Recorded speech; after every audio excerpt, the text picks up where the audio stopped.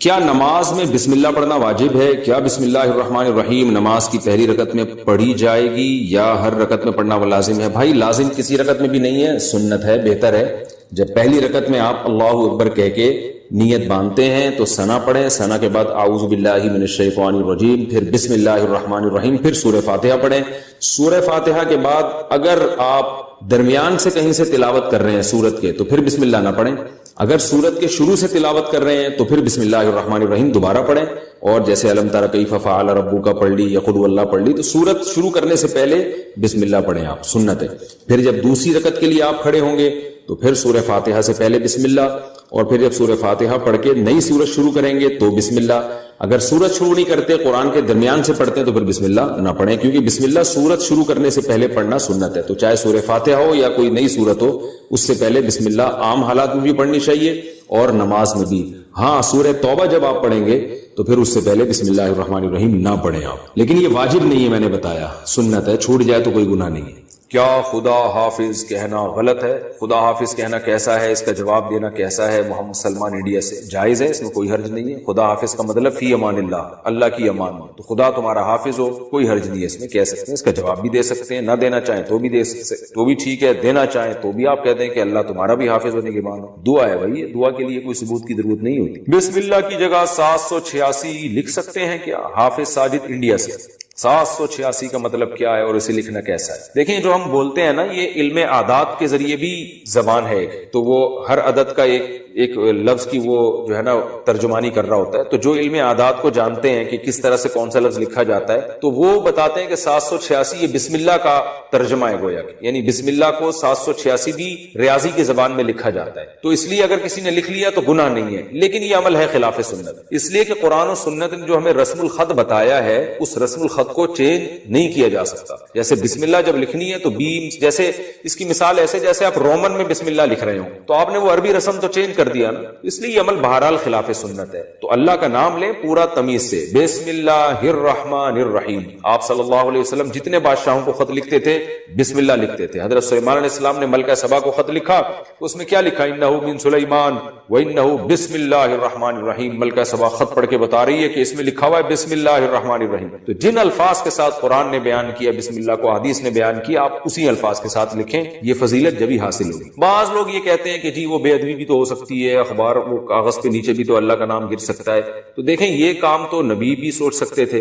نبی جب غیر مسلم بادشاہوں کو خطوط لکھ رہے تھے تو وہ تو بسم اللہ لکھا کرتے تھے آپ صلی اللہ علیہ وسلم۔ حضرت سلیمان علیہ السلام نے جب ملکہ سبا کو خط لکھا اس میں بسم اللہ لکھی، حالانکہ وہاں خطرہ موجود تھا کہ ملکہ سبا کہیں غصے میں آ کے پھینک نہ دے نیچے۔ تو دیکھیں اگر کوئی پھینک رہا ہے تو اس کا اپنا ہیڈک ہے، اس کی وجہ سے یہ تھوڑی کہ اللہ اور اس کے رسول کا نام کاغذ پہ لکھنا ہی بند کر دیں گے ہم، یہ تو غلط ہو جائے گا۔ تو اس لیے ہمیں یہی پتہ چلتا ہے کہ ہم جب بھی کسی کو تحریر لکھیں کوئی اہتمام والی ہو، وہ بسم اللہ الرحمن الرحیم سے ہمیں شروع کرنی چاہیے، اور اگر وہ بے ادبی کرتا ہے تو یہ اس کا ہیڈک ہے، یہ آپ کا ہیڈک نہیں ہے، اور کرتے بھی نہیں ہیں عام طور پہ مسلمان ہیں الحمدللہ، تو غیر شعوری طور پر ہو جائے تو ایک الگ بات ہے۔ 786 لکھنے میں نقصان یہ ہے کہ آپ اللہ کا نام لیتے ہوئے کنجوسی سے کام لے رہے ہیں۔ ہمارے حضرت فرمایا کرتے تھے کہ جو لوگ 786 لکھتے ہیں ان سے ایک سوال یہ ہے کہ اللہ کا نام لکھنے میں کیا آپ کی سیاہی زیادہ گھس جائے گی پوری بسم اللہ لکھنے میں، اس لیے آپ کر رہے ہیں کہ اتنا میرا جو ہے نا اسراف ہو جائے گا خدا رکھے، تو کتنی سیاہی گھس جائے گی آپ، یا آپ اس لیے لکھ رہے ہیں کہ ٹائم بچا لیں گے؟ تو 786 لکھنے میں اور پوری بسم اللہ لکھنے میں سیکنڈ کا بھی فرق میرا خیال ہے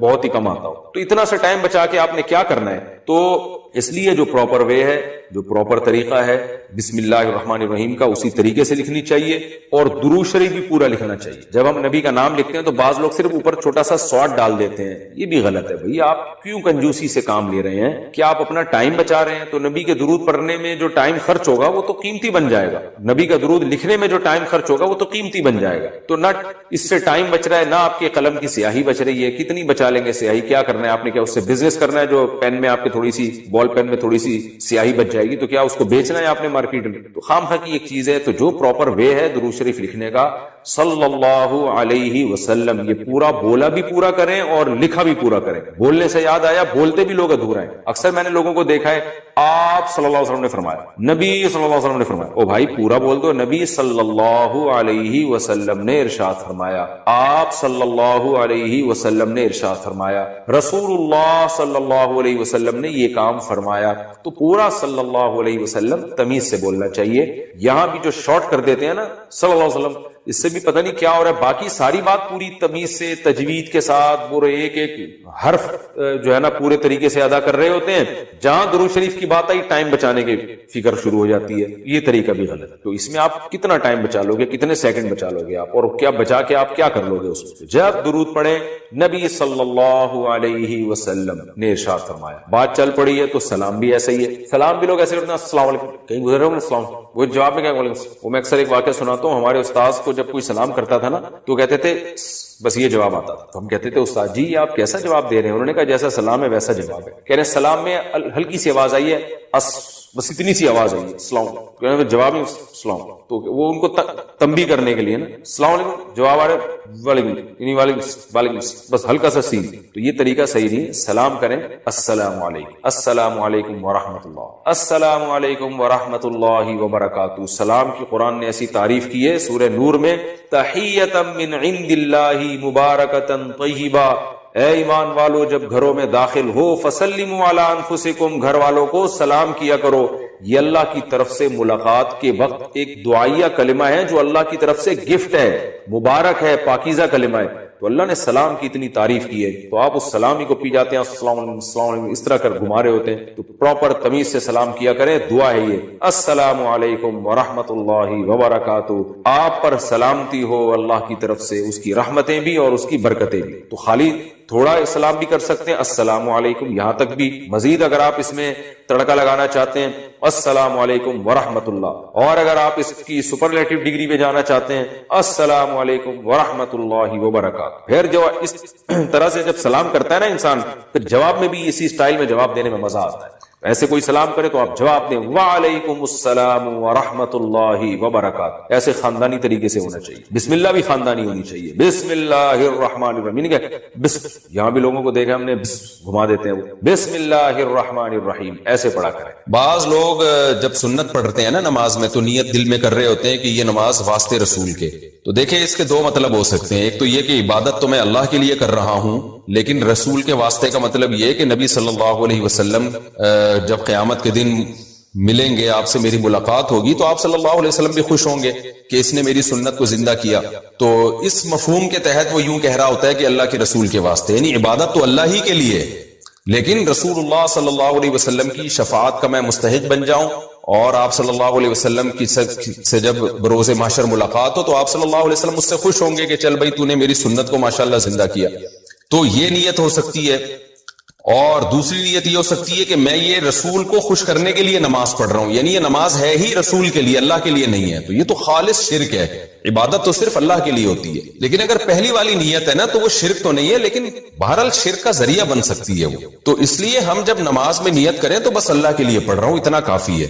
باقی نبی صلی اللہ علیہ وسلم تو بروز محشر جب آپ کے علم میں یہ بات لائی جائے گی کہ یہ سنتوں کو بھی زندہ رکھتا تھا, تو آپ صلی اللہ علیہ وسلم کی رضا تو ہمیں انشاءاللہ ملے گی, اور آپ صلی اللہ علیہ وسلم کی شفاعت کا ذریعہ یہ چیز بنے گی, اور حوض کوثر سے پانی پینے کا ذریعہ بنے گی. تو ایسی نیت کرنا جس میں شرک کا وہم بھی ہونا, اس نیت سے ہمیں اجتناب کرنا چاہیے, کیونکہ عبادت ہے نا, عبادت میں پھر شرک میں اور توحید میں بڑا باریک سا فرق رہ جاتا ہے. تو عبادت کو ایسی نیت ہو کہ بالکل آپ اس کو ایکسپلین کر سکیں. تو ایسے مبہم الفاظ نیت میں نہیں کہنے چاہیے, نہ سوچنے چاہیے.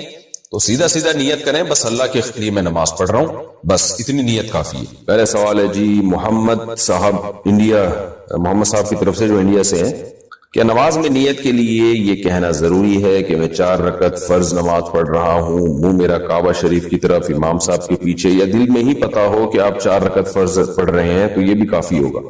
دیکھیں یہ کہ منہ میرا کعبہ شریف کی طرف اور اس امام کے پیچھے, تو منہ تو کعبہ شریف کی طرف ہوتا ہے تو نماز ہوتی ہے, اس لیے اس کی نیت ضروری نہیں ہے.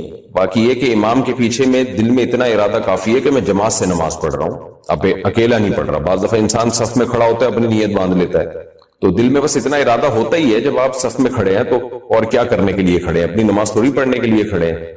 تیسرا مسئلہ یہ کہ 4 رکعت فرض پڑھ رہا ہوں, 2 رکعت فرض پڑھ رہا ہوں, یہ نیت لغو ہے. آپ فجر کے 2 فرض پڑھ رہے ہیں اور آپ نیت یہ کریں میں 4 پڑھ رہا ہوں, تو بھی فجر کے 2 ہی ہوں گی, اس سے کوئی فرق نہیں پڑے گا, کیونکہ وہ اللہ کی طرف سے پہلے سے 2 رکعت متعین ہے. آپ کے 4 کہنے سے وہ فرق نہیں پڑے گا. ظہر میں آپ نے یہ نیت کر لی کہ میں ظہر کی 2 رکعت پڑھ رہا ہوں, تو بھی نماز آپ کی ہو جائے گی, کیونکہ ظہر کی 4 رکعت ہوتی ہیں, 2 ہوتی نہیں ہے. سفر میں آپ نے 2 پڑھنی ہے، اگر آپ نے یہ نیت کر لی میں 4 پڑھ رہا ہوں تو بھی 2 ہی پڑھنی پڑیں گی اور نماز ہو جائے گی، کیونکہ سفر میں اللہ کی طرف سے 2 متعین ہے۔ تو صرف اتنی نیت کرنی ہے کہ ظہر ہے یا عصر ہے، کیونکہ ظہر میں آپ کے پاس یہ بھی آپشن تھا کہ آپ پچھلی کوئی قضا پڑھ لیں، یہ بھی آپشن تھا کہ سنت پڑھ لیں، یہ بھی آپشن تھا کہ فرض پڑھ لیں، تو یہ 3 آپشن تھے آپ کے پاس، تو ان میں سے ایک کو آپ نے خود متعین کرنا ہے کہ فرض پڑھ رہا ہوں یا سنت ہے۔ نمبر 2، ظہر پڑھ رہا ہوں یا پچھلی کوئی قضا پڑھ رہا ہوں۔ تو جب آپ نے یہ نیت کر لی کہ نہیں جی ظہر ہے، تو وہ 4 رکعتیں 2 رکعتیں یہ لغو کام ہو جائے گا، اس کی ضرورت نہیں ہے۔ بس اتنی نیت کہ ظہر ہے اور فرض ہے، بس۔ یعنی فرض سے میری مراد کہ ظہر ہے، آج کی ظہر ہے، یہ بھی ضروری نہیں کہ فرض ہے، کیونکہ ظہر تو ہے ہی فرض، تو سنت نہیں ہے۔ سنتیں پڑھ رہے ہیں تو دل میں یہ نیت ہو کہ یہ ظہر میں سنت پڑھ رہا ہوں، میں فرض نہیں پڑھ رہا، تو بس اتنی کافی ہے۔ آج کل نیتوں میں بہت زیادہ غلو ہونے لگا ہے۔ نماز میں نیت ضروری ہے یا تکبیر کہنا کافی ہے؟ فرض نماز میں نیت کرنی ہوگی یا صرف اللہ اکبر بولنا ہوگا؟ اگر نیت کرنی ہوگی تو وہ اردو میں کریں یا عربی میں کریں۔ سلمہ صاحبہ دبئی سے، دیکھیں نیت نماز میں ضروری ہے، لیکن نیت دل کے ارادے کا نام، اور دل میں ارادہ انسان اپنی زبان میں ہی کرتا ہے، جو اس کی مدر لینگویج۔ دل میں نیت کرتا ہے میں نماز پڑھ رہا ہوں، تو بس اتنا کافی ہے۔ پھر جو نماز ہے اس کی نیت کر لیں، ظہر کی ہے تو ظہر کی نیت کر لیں، عصر کی ہے تو عصر کی، فرض کی ہے تو فرض کی کر لیں، بس دل میں نیت کافی ہے۔ اس کا انگلش عربی اردو سے کوئی تعلق نہیں ہے۔ نماز کی نیت کیا زبان سے ضروری ہے؟ نماز کی نیت کا کیا حکم ہے؟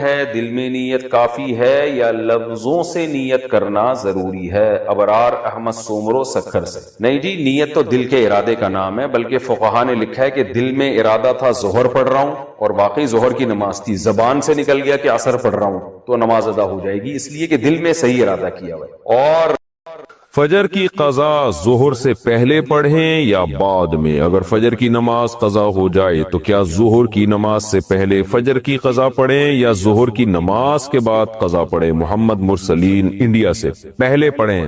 ایک تو فجر قضا کر دی، یہ گناہ، اوپر سے اتنی تاخیر کر رہے ہیں تو گناہ در گناہ ہوگا۔ حدیث میں آتا ہے من نام عن صلاۃ او نسیھا فلیصلیھا اذا ذکرھا فإن ذلک وقتھا۔ صحیح حدیث ہے، آپ صلی اللہ علیہ وسلم نے فرمایا کسی کی آنکھ نہ کھلے نماز میں یا بھول جائے تو جیسے ہی یاد آئے یا جیسے ہی جاگ آئے فوراً نماز پڑھے وہ، اور یہی پھر اس کا وقت ہوگا، تو اس میں تاخیر کرنا ٹھیک عمل نہیں ہے۔ تو ظہر تک بھی ڈیلے نہ کریں اس کو، یہ بھی غلط ہے۔ قضا نمازیں کس طرح پڑھیں؟ قضا نمازیں کس طرح پڑھنی چاہیے؟ کیا ان کی 5 نمازیں اکٹھے ایک وقت میں پڑھ سکتے ہیں؟ وحید اللہ خان کوہاٹ سے، جی ہاں، ایک وقت میں، ایک دن میں آپ پڑھ سکتے ہیں، ایک ٹائم پہ بھی پڑھ سکتے ہیں۔ 5 نہیں بلکہ وتر کی قضا بھی واجب ہے، تو وتر ملا کے 6 ہو جائیں گی، تو وہ قضا اکٹھی بھی پڑھ سکتے ہیں۔ اور نیت یہ کرنی ہے کہ میرے ذمے، جیسے فجر آپ پڑھ رہے ہیں تو نیت یہ کریں میرے ذمے فجر کی جتنی نمازیں لازم ہیں ان میں سے میں سب سے پہلی نماز پڑھ رہا ہوں، تو دوبارہ جب فجر پڑھیں گے تو بھی یہ نیت کریں گے کہ میرے ذمے فجر کی جتنی نمازیں ان میں سب سے پہلی، اس لیے کہ وہ جو پڑھ چکے ہیں وہ تو ذمے میں رہی نہیں ہے نا، تو اب جو ذمے میں رہ جائیں گی ان میں سب سے پہلی، تو اسی طرح پڑھتے چلے جائیں، وتر بھی اور ظہر بھی اور عصر بھی، اور اس میں سنت نہیں پڑھی جائے گی۔ سنتوں کی جگہ قضا نمازیں پڑھ سکتے ہیں؟ کیا عصر اور عشاء کی سنتیں غیر مؤکدہ نہ پڑھیں اور اس کی جگہ قضا نماز پڑھ لیں؟ کس طرح نفل بھی نہ پڑھیں؟ تو کیا یہ صحیح ہے؟ محمد آصف صاحب انڈیا سے، جی ہاں صحیح ہے، یہ سنت مؤکدہ تو نہ چھوڑیں لیکن غیر مؤکدہ قضا عمری کی خاطر چھوڑ دیں۔ پاکستان سے کسی نے پوچھا اگر ظہر کے فرض سے پہلے 4 سنتیں رہ جائیں تو فرض نماز کے بعد پہلے 2 سنتیں پڑھنی ہوں گی یا پہلے 4 سنتیں پڑھ کر پھر 2 سنتیں پڑھنی ہوں گی؟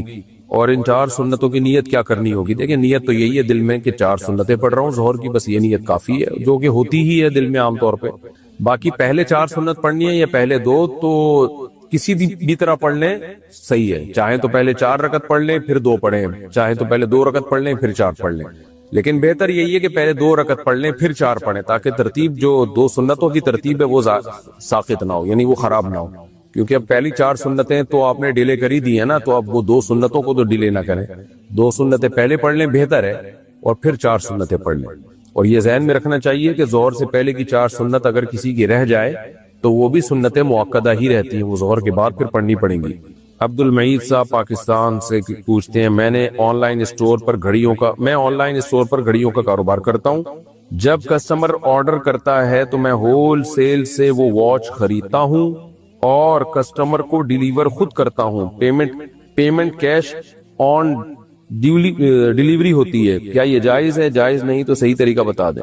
دیکھیں, جب کسٹمر آرڈر کیا کرے نا تو آپ کسٹمر کو ڈن نہ کیا کریں. آپ کسٹمر کو کہیں میں تمہیں یہ چیز بیچوں گا, یہ نہ کہیں کہ میں نے بیچ دی, بلکہ کہیں میں یہ تمہیں لا کے دوں گا, میں تمہیں بیچوں گا یہ. اس کے بعد پھر جب آپ مارکیٹ سے خریدیں وہ, پھر کسٹمر سے دوبارہ کہیں, فوراً ڈیلیوری نہ کریں, بلکہ کسٹمر کو دوبارہ آفر کریں, بھائی یہ چیز ہے, اب آپ بتاؤ اتنے کی خریدتے ہو یا نہیں خریدتے. خریدتے ہو تو میں پہنچا رہا ہوں, نہیں خریدتے تو بتا دو. تو نئے سرے سے دوبارہ اس سے بیع و شراء کا معاملہ کریں, کیونکہ جو چیز ابھی آپ کے قبضے میں نہیں آئی ہے شرعاً آپ کے لیے اس کو بیچنا جائز نہیں ہے. بیچنے کا وعدہ کرنا جائز ہے, بیچنا جائز نہیں ہے. تو آپ نئے سرے سے اس کو بیچیں جا کے دوبارہ سے. تو وہ کہتا ہے ہاں بھائی لے آؤ گھر پہ, تو آپ لے جائیں اس کو, پھر بیچ دیں, دے دیں اس کو. اس طرح سے یہ جائز ہو جائے گا. انڈیا سے کسی نے پوچھا ہے موبائل پر قرآن پڑھنا کیسا ہے؟ جائز ہے بھائی. اچھا بھائی, اگر کسی نے موبائل سے ڈائریکشن دیکھ کر نماز پڑھ لی اور بعد میں جب موبائل میں صحیح سے دیکھا تو پتا چلا کہ غلط رخ پر نماز پڑھ لی ہو, تو کیا نماز ہو گئی؟ نہیں جی, وہ نماز لوٹانی پڑے گی. البتہ یہ ذہن میں رکھیں کہ اگر وہ رخ 45 ڈگری تک تھا, یعنی مثال کے طور پر قبلہ اصل میں ادھر تھا یوں, اور آپ نے یوں پڑھ لی, تو یہ 45 ڈگری ہے, تو 45 ڈگری تک بھی نماز ہو جاتی ہے. اگر آپ نے جب بعد میں دیکھا کہ جو صحیح قبلہ تھا وہ 45 ڈگری سے بھی دور تھا, تو پھر آپ کی نماز نہیں ہوگی. یہ ذہن میں رکھیں. اچھا بھائی, آمنہ صاحبہ لاہور سے, میں آن لائن ویب سائٹ پر پروڈکٹس بیچتی ہوں. ویب سائٹ کا اکاؤنٹ میں نے حرام پیسوں سے خریدا تھا, لیکن اس پر پروڈکٹس حلال پیسوں کی لگائی تھیں, تو میری اس سے ہونے والی کمائی حلال ہوگی یا حرام؟ اگر حرام ہوگی تو اس کمائی کو حلال کیسے کیا جا سکتا ہے؟ دیکھیں, یہ تو آپ نے ناجائز کام کیا کہ حرام پیسوں سے اکاؤنٹ خریدا آپ نے, یہ تو ناجائز کام کیا, لیکن اس کی وجہ سے آپ کی آمدن حرام نہیں ہوگی, کیونکہ آمدن کے حرام ہونے کا تعلق اس سے ہے کہ آپ جو پروڈکٹ خریدتی ہیں وہ حلال پیسوں سے یا حرام پیسوں سے. کیونکہ آپ کو جو پیسے مل رہے ہیں وہ اکاؤنٹ کے نہیں مل رہے پیسے, آپ کو پیسے جو مل رہے ہیں وہ پروڈکٹ کو بیچنے کے مل رہے ہیں. تو پروڈکٹ اگر حلال ہے یا حلال پیسوں سے خریدی گئی ہے تو اس کی آمدن بھی حلال ہے. پروڈکٹ حرام ہے, جیسے شراب بیچ رہی ہیں آپ, تو اس کی آمدن بھی حرام. یا پروڈکٹ تو حلال ہے لیکن وہ خریدی آپ نے حرام پیسوں سے ہے. مثال کے طور پر آپ نے کھجوریں خریدی ہیں, ہے وہ حلال چیز لیکن حرام پیسوں سے خریدی ہیں, تو اس کھجور کی آمدن حرام ہے آپ کے لیے. تو اس لیے پروڈکٹ کے حلال یا حرام ہونے کا تعلق, آمدن کے حلال یا حرام ہونے کا تعلق اس سے نہیں ہے کہ آپ نے اکاؤنٹ حلال پیسوں سے بنایا یا حرام پیسوں سے.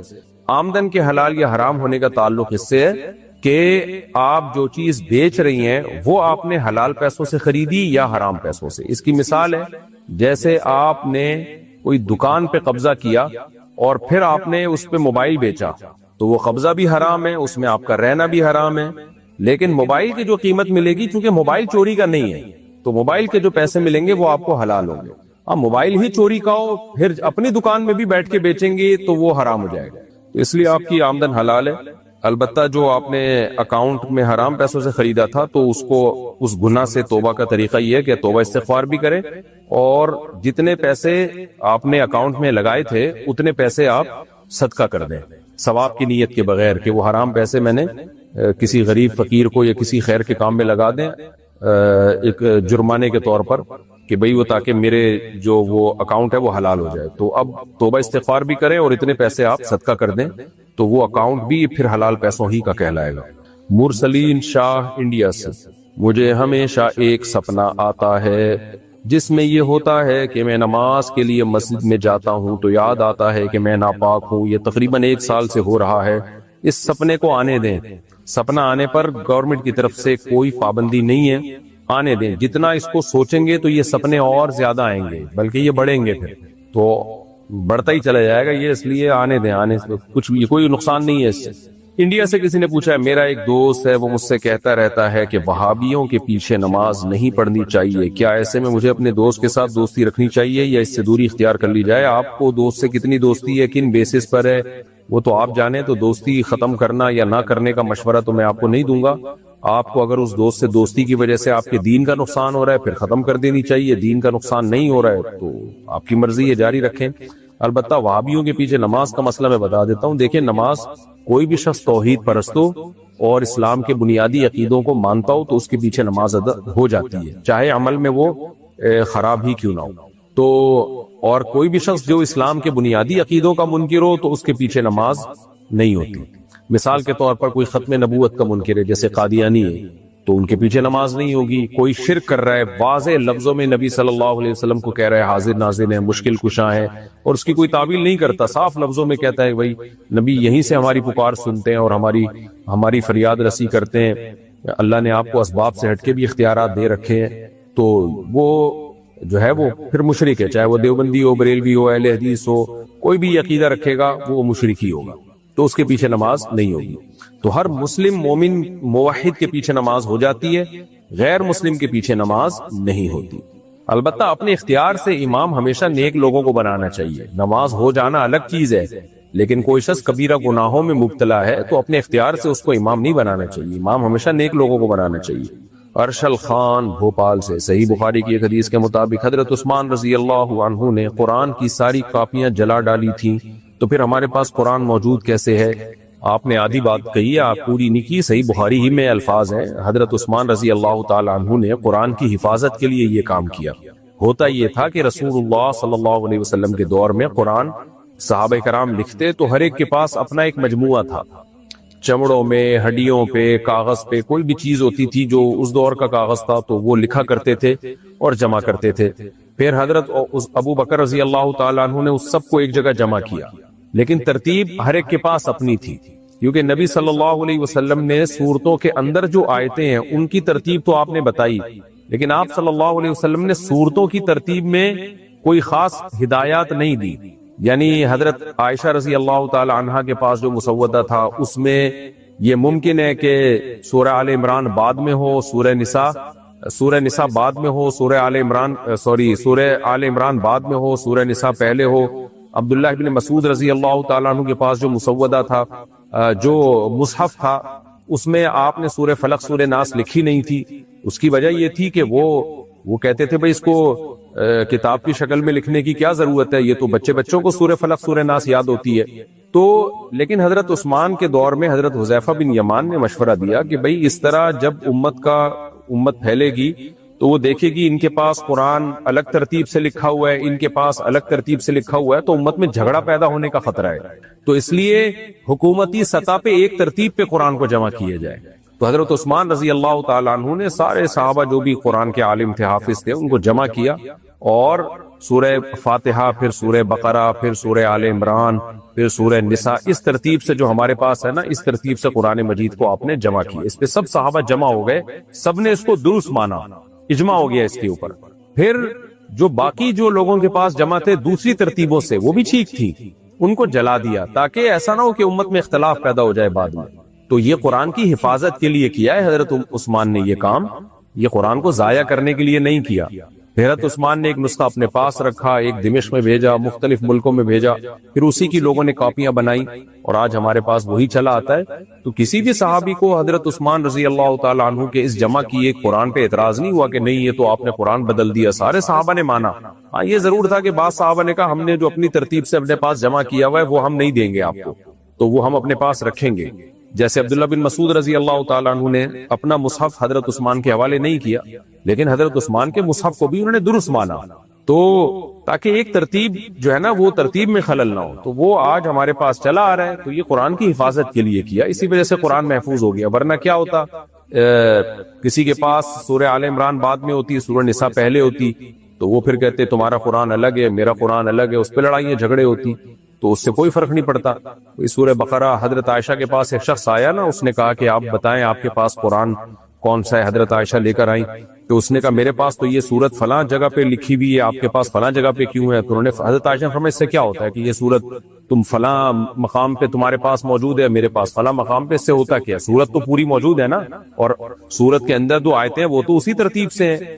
تو شروع میں اس کو کوئی یعنی نامناسب نہیں سمجھا گیا، لیکن بعد میں اس کو مناسب سمجھا گیا کہ بھئی ایک ہی ہونا چاہیے، ترتیب بھی ایک ہی ہونی چاہیے. جو دو دفتین کے درمیان جو ہے نا ایک ہی ترتیب پہ قرآن ہونا چاہیے. پھر لکھنے کے طریقے میں بھی اختلاف تھا.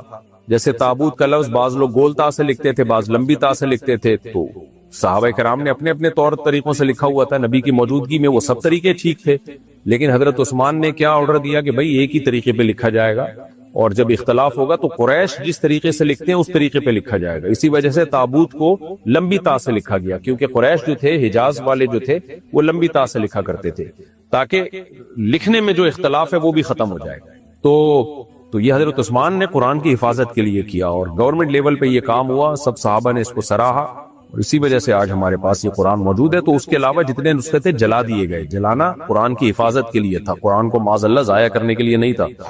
انڈیا سے کسی نے پوچھا ہے، میرے شوہر نے مجھے 3 طلاقیں دے دی ہیں، اب وہ انکار کر رہے ہیں، نہ طلاق سرٹیفکیٹ بنا رہے ہیں، نہ خلا نامے پر دستخط کر رہے ہیں، اور نہ ہی کورٹ کے ذریعے کام کر رہے ہیں، اور میرے گھر والے میرا ساتھ نہیں دے رہے. کیا میں بنا طلاق سرٹیفکیٹ یا خلا سرٹیفکیٹ کے دوسرا نکاح کر سکتی ہوں؟ رہنمائی فرمائیے. دیکھیں، مفتی کے پاس غیب کا علم نہیں ہوتا. آپ یہ کہہ رہی ہیں کہ میرے شوہر نے مجھے 3 طلاقیں دی ہیں، مجھے نہیں پتا کہ آپ سچ بول رہی ہیں یا جھوٹ بول رہی ہیں، یہ مجھے نہیں معلوم. اس لیے اگر آپ نے غلط بیانی سے کام لیا تو میرے فتوے سے آپ اللہ کے عذاب سے نہیں بچ سکیں گی، اور اگر آپ صحیح کہہ رہی ہیں تو پھر آپ جانے، اللہ جانے.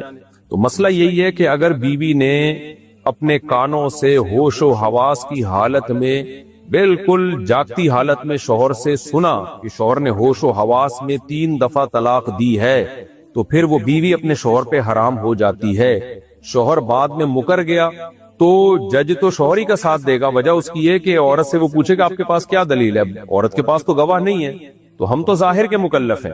جب یہ کیس کورٹ میں جائے گا تو کورٹ تو یہی کہے گی بھائی تمہارے پاس کوئی دلیل نہیں ہے تو ہم کیسے مان لیں کہ 3 طلاقیں دی ہیں. تو شوہر سے قسم اٹھوائی جائے گی. اگر وہ جھوٹی قسم اٹھا لیتا ہے تو کورٹ ایسے موقع پہ ظاہر پہ ہی فیصلہ کرتی ہے، تو وہ مجبور ہے کورٹ. تو لیکن اللہ اور آپ کے درمیان جو معاملہ ہے وہ یہی ہے کہ اگر واقعی آپ نے اپنے شوہر سے 3 طلاقوں کا لفظ سنا ہے اور وہ شوہر مکر گیا، جھوٹ بول رہا ہے، وہ اللہ کے عذاب سے نہیں ڈرتا وہ، تو بہرحال آپ اپنے شوہر پہ حرام ہو چکی ہے. تو اب آپ کے لیے جس طرح بھی ممکن ہو آپ اپنے شوہر سے جان چھڑائیں. تو اگر وہ طلاق کا سرٹیفکیٹ نہیں بنواتا یا وہ کورٹ سے خلا بھی نہیں دیتا تو پھر آپ یک طرفہ خلا بھی ایسے موقع پہ لے سکتی ہیں. یعنی کورٹ میں کیس کریں، کورٹ خلا کی ڈگری پکڑائے آپ کو، تو وہ اس بیس پہ آپ کے لیے جائز ہوگا کہ بھئی ٹھیک ہے یک طرفہ خلا ٹھیک نہیں ہوتا، لیکن آپ کے لیے ٹھیک اس لیے ہوگا کہ تو آپ نے ڈاکومنٹ بنوانے ہیں.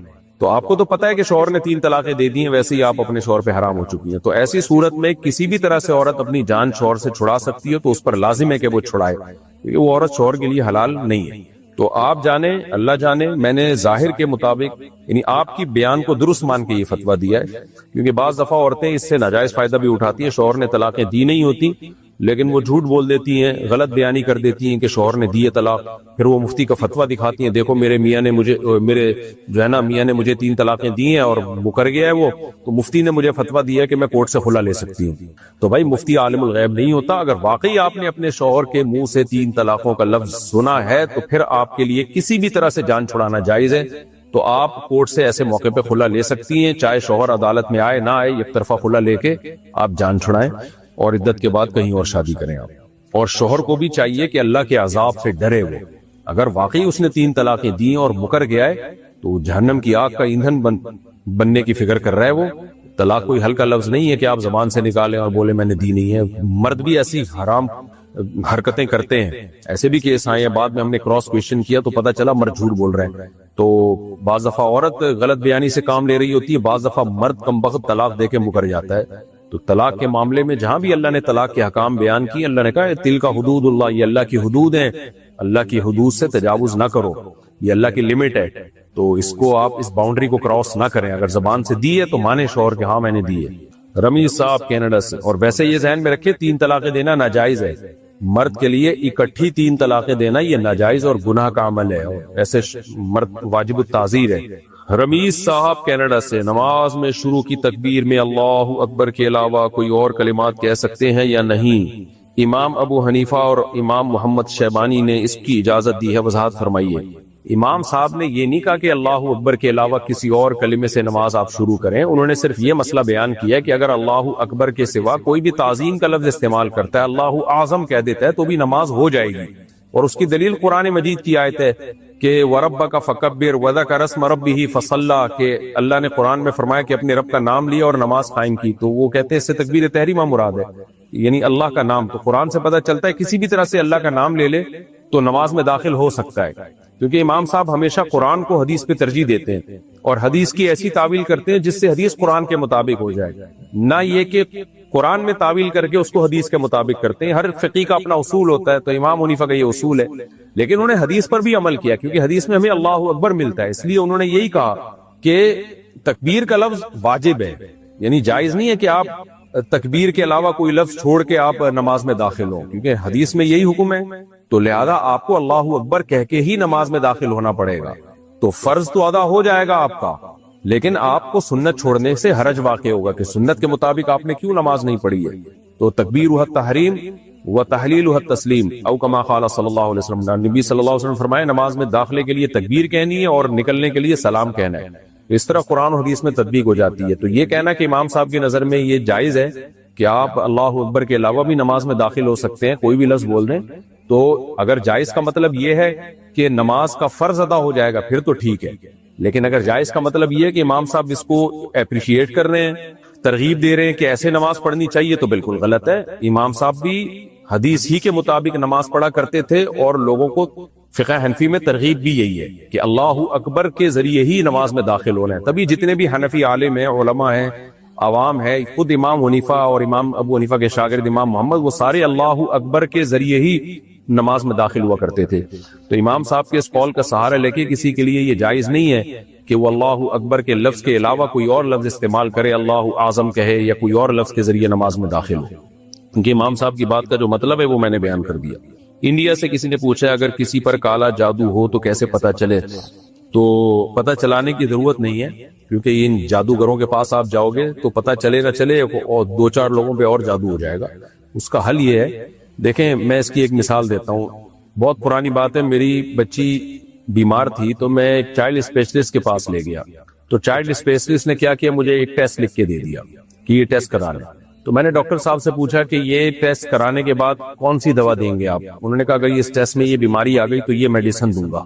تو میں نے کہا اگر ٹیسٹ میں یہ بیماری نہیں آئی تو انہوں نے کہا میڈیسن پھر بھی یہی ہے۔ تو میں نے کہا ڈاکٹر صاحب پھر ٹیسٹ کرانے کی ضرورت کیا ہے؟ انہوں نے کہا نہ کرائیں، پھر بات صحیح ہے آپ کی۔ انہوں نے کہا اصل میں لوگوں کو تسلی کے لیے ٹیسٹ کرانے ہوتے ہیں، اس لیے میں نے کہہ دیا۔ تو بات یہی ہے کہ بھائی جب ٹیسٹ کرانے کے بعد بھی میڈیسن اور علاج وہی ہے، ٹیسٹ کرانے سے پہلے بھی وہی ہے، تو ٹیسٹ کرانے کی ضرورت کیا ہے؟ تو جادو ہو یا نہ ہو، علاج ایک ہی ہے اس کا، سورہ فلق سورہ ناس پڑھیں، آیت الکرسی پڑھ کے دم کریں، پانی کی چھینٹیں ماریں آیت الکرسی پڑھ کے، آپ کا اثر نہیں ہو رہا کسی نیک آدمی کے پاس جائیں، عامل یا جادو کا علاج کرنے والے کے پاس نہیں جانا آپ نے، تو مسجد کے امام صاحب کے پاس چلے جائیں، کسی بھی نیک آدمی کے پاس چلے جائیں، حضرت اس پہ دم کریں، صبح شام دم کروائیں، انشاءاللہ ٹھیک ہو جائے گا، نہیں ٹھیک ہو تو صبر کریں۔ ہر بیماری کا اللہ نے دنیا میں علاج رکھا ہے، لیکن اس کا علاج ہر ایک کو پتہ نہیں ہے، بہت سی بیماریاں لا علاج، عملی طور پہ لا علاج ہیں، تو اب کینسر ہو جائے کسی کو تو نہیں ہو علاج ہوتا بھائی، اب یہی ہے کہ بس صبر کرو، اللہ ہی ٹھیک کر دے گا تو ٹھیک کر دے گا۔ تو جادو کا علاج اللہ نے نازل کیا ہے، سورہ فلق سورہ ناس آیت الکرسی سورہ بقرہ، یہ سب جادو کے علاج کے لیے، تو یہ شرعی رقیہ جسے کہا جاتا ہے، یہ پڑھیں آپ کا اثر نہیں ہو رہا کسی سے نیک آدمی سے دم کروا لیں، اس سے آگے آپ جانے کی کوشش کریں گے تو بیڑا غرق ہونے کے علاوہ کچھ بھی حاصل نہیں ہوگا، وقتی فائدہ ہوگا لیکن پوری نسل جنات چڑیل بھوتوں سے برباد ہو جائے گی آپ کی، اور پھر مجھے غصہ آنے لگتا ہے کیونکہ میں نے دیکھا ہے نا برباد ہوتے ہوئے لوگوں کو، تو اس لیے بس جتنا کریں آپ، ٹھیک ہو جائے صحیح، اور انشاءاللہ ٹھیک ہو جائے گا۔ ویسے بھی جادو ان لوگوں پہ ٹھیک ہو جاتا ہے جو جادو کو زیادہ لفٹ نہیں کراتے، اور جو لفٹ زیادہ کراتے ہیں ان کا کبھی ٹھیک نہیں ہوتا، وہ الجھے ہی رہتے ہیں ایسے۔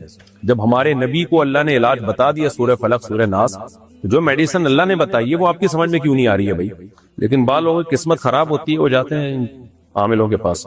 پاکستان سے کسی نے پوچھا ہے میں ایک بیوہ عورت ہوں، میرے 2 بچے ہیں، میں نے 9 سال بیوگی کی حالت میں گزار لی، اب 4 مہینے پہلے میرے مرحوم شوہر کے کزن نے مجھ سے نکاح کیا، وہ پہلے سے شادی شدہ ہے، انہوں نے مجھے کرائے کا گھر بھی لے کر دیا، لیکن اپنی پہلی بیوی کے کہنے پر میرے ساتھ رات نہیں گزارتے، 4 مہینے ہو گئے ہیں، ایک رات بھی نہیں رکے، میں بول بول کر تھک گئی ہوں کہ آپ گناہگار ہو رہے ہیں، مجھے میرا حق دو، آپ کیا کہتے ہیں اس بارے میں؟ بالکل وہ گناہگار ہو رہے ہیں، نبی صلی اللہ علیہ وسلم نے فرمایا جس کی 2 بیویاں تھیں اور اس نے ان کے درمیان عدل نہیں کیا، قیامت کے دن فالج زدہ حالت میں آئے گا۔ تو اصل میں مرد کے بچے نہیں رہے ہیں، کمبخت آدمی کو آدمی بننا چاہیے بھائی، پہلی بیوی آپ کو روک رہی ہے، آپ بولو نہیں روک سکتی، آپ کے پاس یہ رائٹ نہیں، کیا بگاڑ لے گی وہ آپ کا، کیا کر لے گی آپ؟ تو بدماش بنو یار ایسے موقع پہ. ویسے ذرا ذرا سی چیزوں میں ایسے بدماش بنے ہوتے ہیں، لگتا ہے محلے میں اس سے بڑا دادا دنیا میں کوئی ہے ہی نہیں. اور جائز باتوں میں، واجب باتوں میں، شریعت کے معاملے میں بالکل بزدل بنا ہوتا ہے. تو آپ کے شوہر کو چاہیے پہلی بیوی کا پورا حق ادا کریں اور ان کو بولیں میں نے دوسری شادی کر لی، میں اس کو اتنا ہی ٹائم دوں گا جتنا آپ کو دے رہا ہوں، اور اس کے بھی وہی حقوق ہیں جو آپ کے، رہنے رہو نہیں تو پتلی گلی سے نکلو.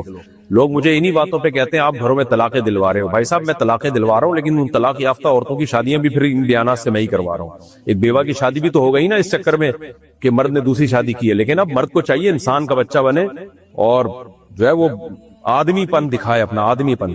اس پہلی بیوی کو بتا دے شوہر میں ہوں تم نہیں ہو، تو میں اس کا حق ادا کروں گا، میں نے اس سے شادی کی ہے. میں نہیں چاہتا کہ قیامت کے دن اللہ کے سامنے آؤں کہ میرا آدھا دھڑ فالس زدہ ہو اور دنیا میری حیثیت کو دیکھے یہ دیکھو یہ 2 شادیوں والا آ رہا ہے. تو اس لیے عدل کرنا پڑے گا، ورنہ یہ بہت بڑا جرم ہے. اللہ ہدایت دے آپ کے میاں کو. ایک عورت نے بیچاری نے پہلے 9 سال تنہائی میں گزار دی، اب اس کو ایک آسرا ہوا ہے تو اس کو تو اس کا حق دو نا. پہلی کو بھی حق دو، ہم یہ نہیں کہہ رہے، اس کو بھی حق دو جو آپ نے دوسری شادی کی ہے. پاکستان سے کسی نے پوچھا اگر کسی لڑکی کے باپ یا ولی نے اس کی زبردستی شادی کرا دی ہو تو کیا وہ لڑکی زبردستی شادی کی بنیاد پر شرعی خلا لے سکتی ہے؟ دیکھو زبردستی شادی کا مطلب اگر یہ ہے کہ لڑکی نے قبولا ہے تو پھر قبولا تو ہو گئی شادی، قبولنا ہی نہیں چاہیے نا. نکاح، طلاق اور غلام کا آزاد کرنا، اس میں شریعت نے زبان پہ حکم کا مدار رکھا ہے. زبان سے ورڈنگ ہو گئی تو پھر آپ یہ نہیں کہہ سکتے میں راضی نہیں تھا، کیونکہ وجہ اس کی یہ کہ اس طرح تو پھر دین مذاق بن جائے گا. طلاقیں دیں گے لوگ، بولیں گے میں دل سے راضی نہیں تھا، ایکچولی مجھ پہ دباؤ تھا. دولہا قبولے گا، بعد میں بولے گا یار میں تو ویسے ہی قبول لیا، میرے تو ابا کا دباؤ تھا. تو اس لیے اگر لڑکی نے زبان سے قبولا ہے تو پھر یہ شادی ہو گئی. ہاں ماں باپ، اس کے والد گناہگار ضرور ہوا ہے کہ بچی کو فورس کیوں کیا آپ نے، اس پہ دباؤ کیوں ڈالا. کیونکہ جب عاقل بالغ لڑکی ہو تو اس کی شادی اس کی مرضی کے بغیر ناجائز اور حرام ہے. تو اس لیے یہ نکاح بہرحال ہو گیا اگر باپ نے نکاح کرایا ہے اور لڑکی نے قبول ہے اس نکاح کو.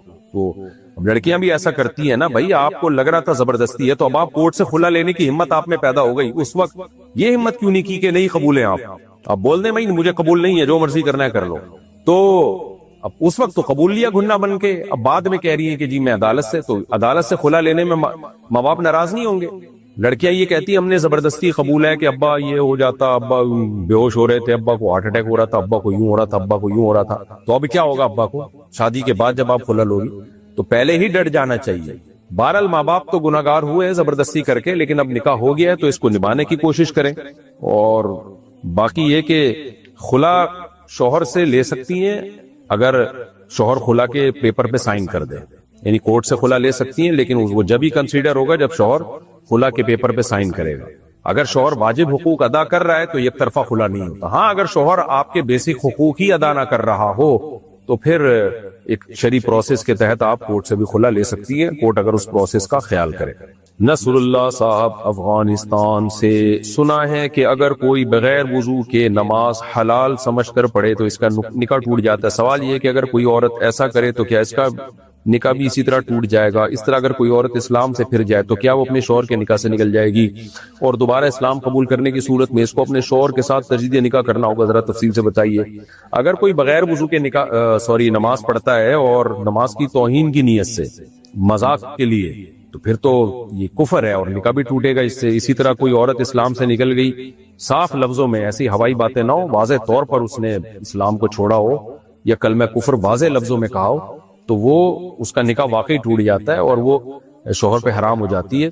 تجدید نکاح ضروری ہے، مگر ایسی عورت جب تک شوہر طلاق نہ دے کہیں اور نکاح کر نہیں سکتی. یہ خوب سمجھ لیں. البتہ شوہر بھی اس کے قریب نہیں آ سکتا، تو نکاح ٹوٹ جاتا ہے ان کے درمیان، تو اس پر توبہ بھی لازم ہے اور نکاح کی تجدید بھی لازم ہے. عبد الواسع منڈی بہاؤدین سے، یوٹیوب چینل کو مونیٹائز کروانے کے لیے، واچ ٹائم پورا کرنے کے لیے اگر میں اپنی ہی ویڈیو کو بار بار دیکھوں تو مونیٹائز ہونے کے بعد میری کمائی حلال ہوگی یا حرام؟ کمائی کا تعلق تو اس ایڈ سے ہے جو ایڈ اس پہ چلتے ہیں. اس کے بارے میں میں نے تفصیلی کلپ ریکارڈ کروایا ہے، پرسوں میرے چینل سے اپلوڈ ہوا ہے وہ آپ دیکھ لیں. اس کا تعلق صرف اس سے ہے کہ وہ ایڈ اس میں حلال پروڈکٹ کو پروموٹ کیا جا رہا ہے یا حرام پروڈکٹ کو پروموٹ کیا جا رہا ہے. باقی واچ ٹائم پورا کرنے کے لیے آپ اپنی ہی ویڈیو کو بار بار دیکھیں تو ایسا ہوتا نہیں ہے، کیونکہ وہ آئی ڈی چیک ہو رہی ہوتی ہے یوٹیوب میں کہ کتنی آئی ڈی سے دیکھا گیا ہے. تو بہرحال یہ ایک نامناسب حرکت تو ہے کہ آپ جو ہے وہ یوٹیوب کو دھوکہ دے رہے ہیں ایک طریقے سے، لیکن اس سے آمدن حرام نہیں ہوگی۔ ریان صاحب کراچی سے، سجدہ سہو کرنے کے بعد اگر دوبارہ غلطی ہو جائے تو کیا دوبارہ سجدہ سہو کرنا چاہیے؟ نہیں جی، ایک دفعہ سجدہ سہو ساری غلطیوں کے لیے کافی ہے۔ اسرار اللہ خان حیدرآباد انڈیا سے، فرض نماز پڑھنے کے بعد سجدے کی جگہ ہاتھ رکھ کر 3 بار سورہ اخلاص پڑھنے سے قبر میں اجالا ہوتا ہے، یہ بات درست ہے یا نہیں؟ نہیں، میرے علم میں کوئی ایسی روایت موجود نہیں ہے، کسی کے علم میں ہو تو وہ ریفرنس کے ساتھ بتائیں، ہم نے تو کبھی نہیں پڑھی ایسی کوئی حدیث۔ خالد صاحب بلوچستان سے، ایک عورت حاملہ تھی، اس کے شوہر کا انتقال ہو گیا، 2 مہینے بعد زچگی ہو گئی، عدت کے بارے میں رہنمائی فرمائیں۔ بس زچگی ہو گئی تو عدت ختم ہو گئی، بلکہ حدیث سے پتہ چلتا ہے کہ اگر شوہر کی ڈیتھ ہوئی اور ڈیتھ کے اگلے ہی لمحے عورت کے بچہ پیدا ہو جائے تو اسی لمحے عدت ختم ہو جاتی ہے۔ سعودی عرب سے کسی نے پوچھا، میرے بہنوئی نے دوسری شادی کی اور شادی کے 3 دن بعد 15 دن کے لیے عمرہ کرنے چلے گئے، اور ان کا کہنا ہے کہ سفر کا وقت باری میں شمار نہیں ہوتا، جبکہ پہلی بیوی کا مطالبہ ہے کہ عمرے پر جانے سے پہلے 3 دن اور 5 اور 15 دن عمرے کے، یعنی کل 18 دن پہلی بیوی کے ساتھ گزارنے چاہیے، جبکہ بہنوئی صاحب اس پر تیار نہیں ہے، رہنمائی فرمائیں۔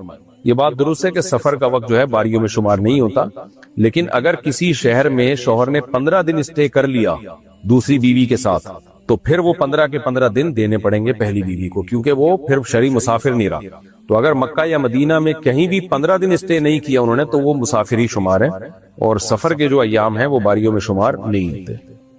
فیصل رحمان بھنگا اتر پردیش انڈیا سے، نماز جنازہ میں ایک سلام کرنا کیسا ہے؟ نماز جنازہ میں دونوں طرح سے ثابت ہے، ایک سلام بھی 2 سلام بھی، جیسے سعودی عرب میں ہوتا ہے ایک سلام، وہ بھی ٹھیک ہے، 2 سلام بھی ٹھیک ہے۔ محمد افضل انڈیا سے، مغرب کی باجماعت نماز میں تاخیر سے پہنچنے کی وجہ سے 2 رکعت اگر چھوٹ جائے تو امام صاحب کے سلام پھیرنے کے بعد چھوٹی ہوئی رکعت کیسے ادا کرے؟ بہت کنفیوز ہو، رہنمائی فرمائیں۔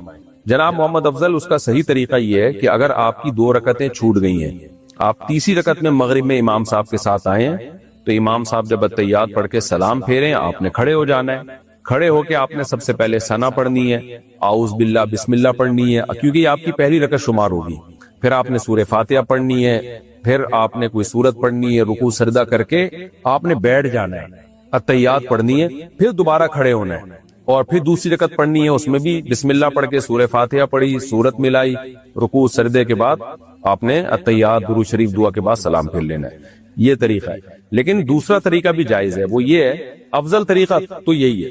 دوسرا طریقہ یہ ہے کہ امام کے ساتھ آپ نے 1 رکعت پڑھی، امام نے جب سلام پھیرا آپ کھڑے ہو گئے، ثنا پڑھی، اعوذ باللہ بسم اللہ، سورہ فاتحہ، سورت ملائی، اس کے بعد آپ نے رکوع کیا، سجدہ کیا، سجدے کے بعد آپ بیٹھنے کے بجائے دوبارہ کھڑے ہو جائیں، یہ بھی جائز ہے، اور پھر آخر میں جو ہے تحیات درود شریف پڑھ کے سلام پھیر لیں۔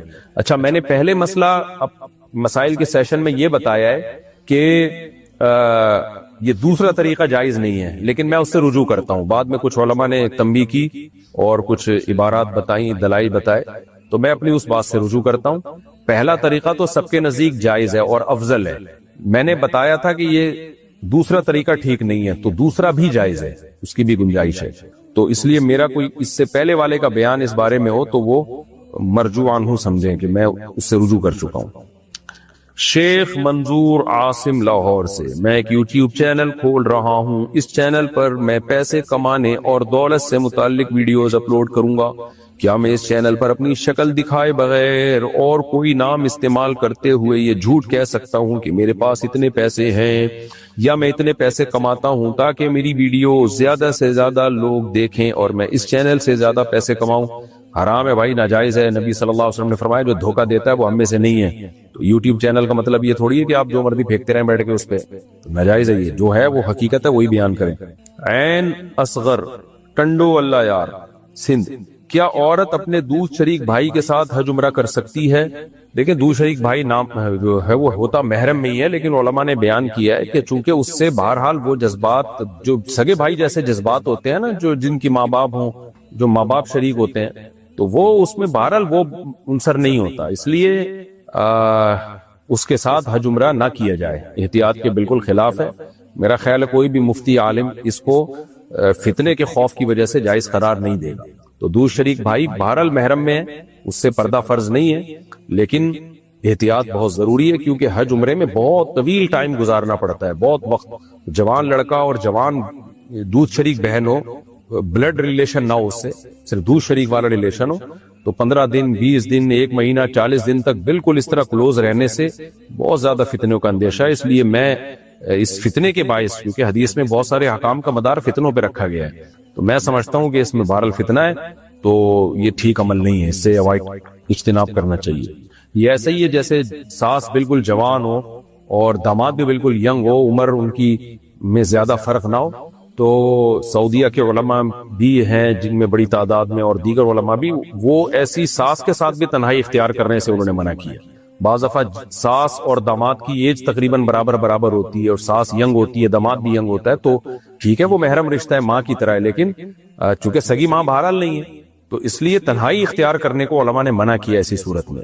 اور ہاتھ کا مذاق، جیسے بعض ساسیں دامادوں کو گلے لگا رہی ہوتی ہیں، تو اس سے منع کیا علماء نے. اگرچہ محرم ہے لیکن بہرحال سگی ماں کی طرح تو نہیں ہے نا، تو تھوڑا سا ریزرو رہنا ضروری ہے تاکہ فتنہ نہ ہو.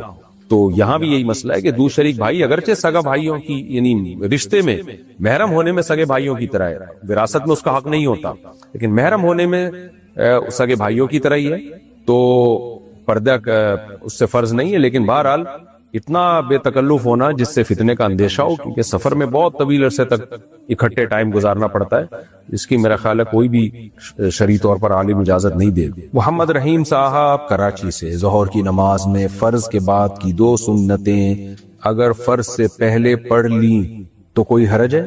میں نے کئی نمازیں اسی طرح پڑھی ہیں، اگر حرج ہے تو میں نے جو اس طرح پہلے سنتیں پڑھی اس کا ثواب نہیں ملے گا؟ دیکھیں، اگر فرض سے پہلے آپ نے 2 رکعت سنت پڑھ لی تو فرض کے بعد والی سنت اس سے ادا نہیں ہوتی، وہ پھر بھی پڑھنی پڑے گی، کیونکہ ظہر کے بعد جو فرض نماز کے بعد جو 2 سنتیں ہیں وہ فرض نماز کے بعد ہی ہیں، پہلے نہیں ہیں وہ.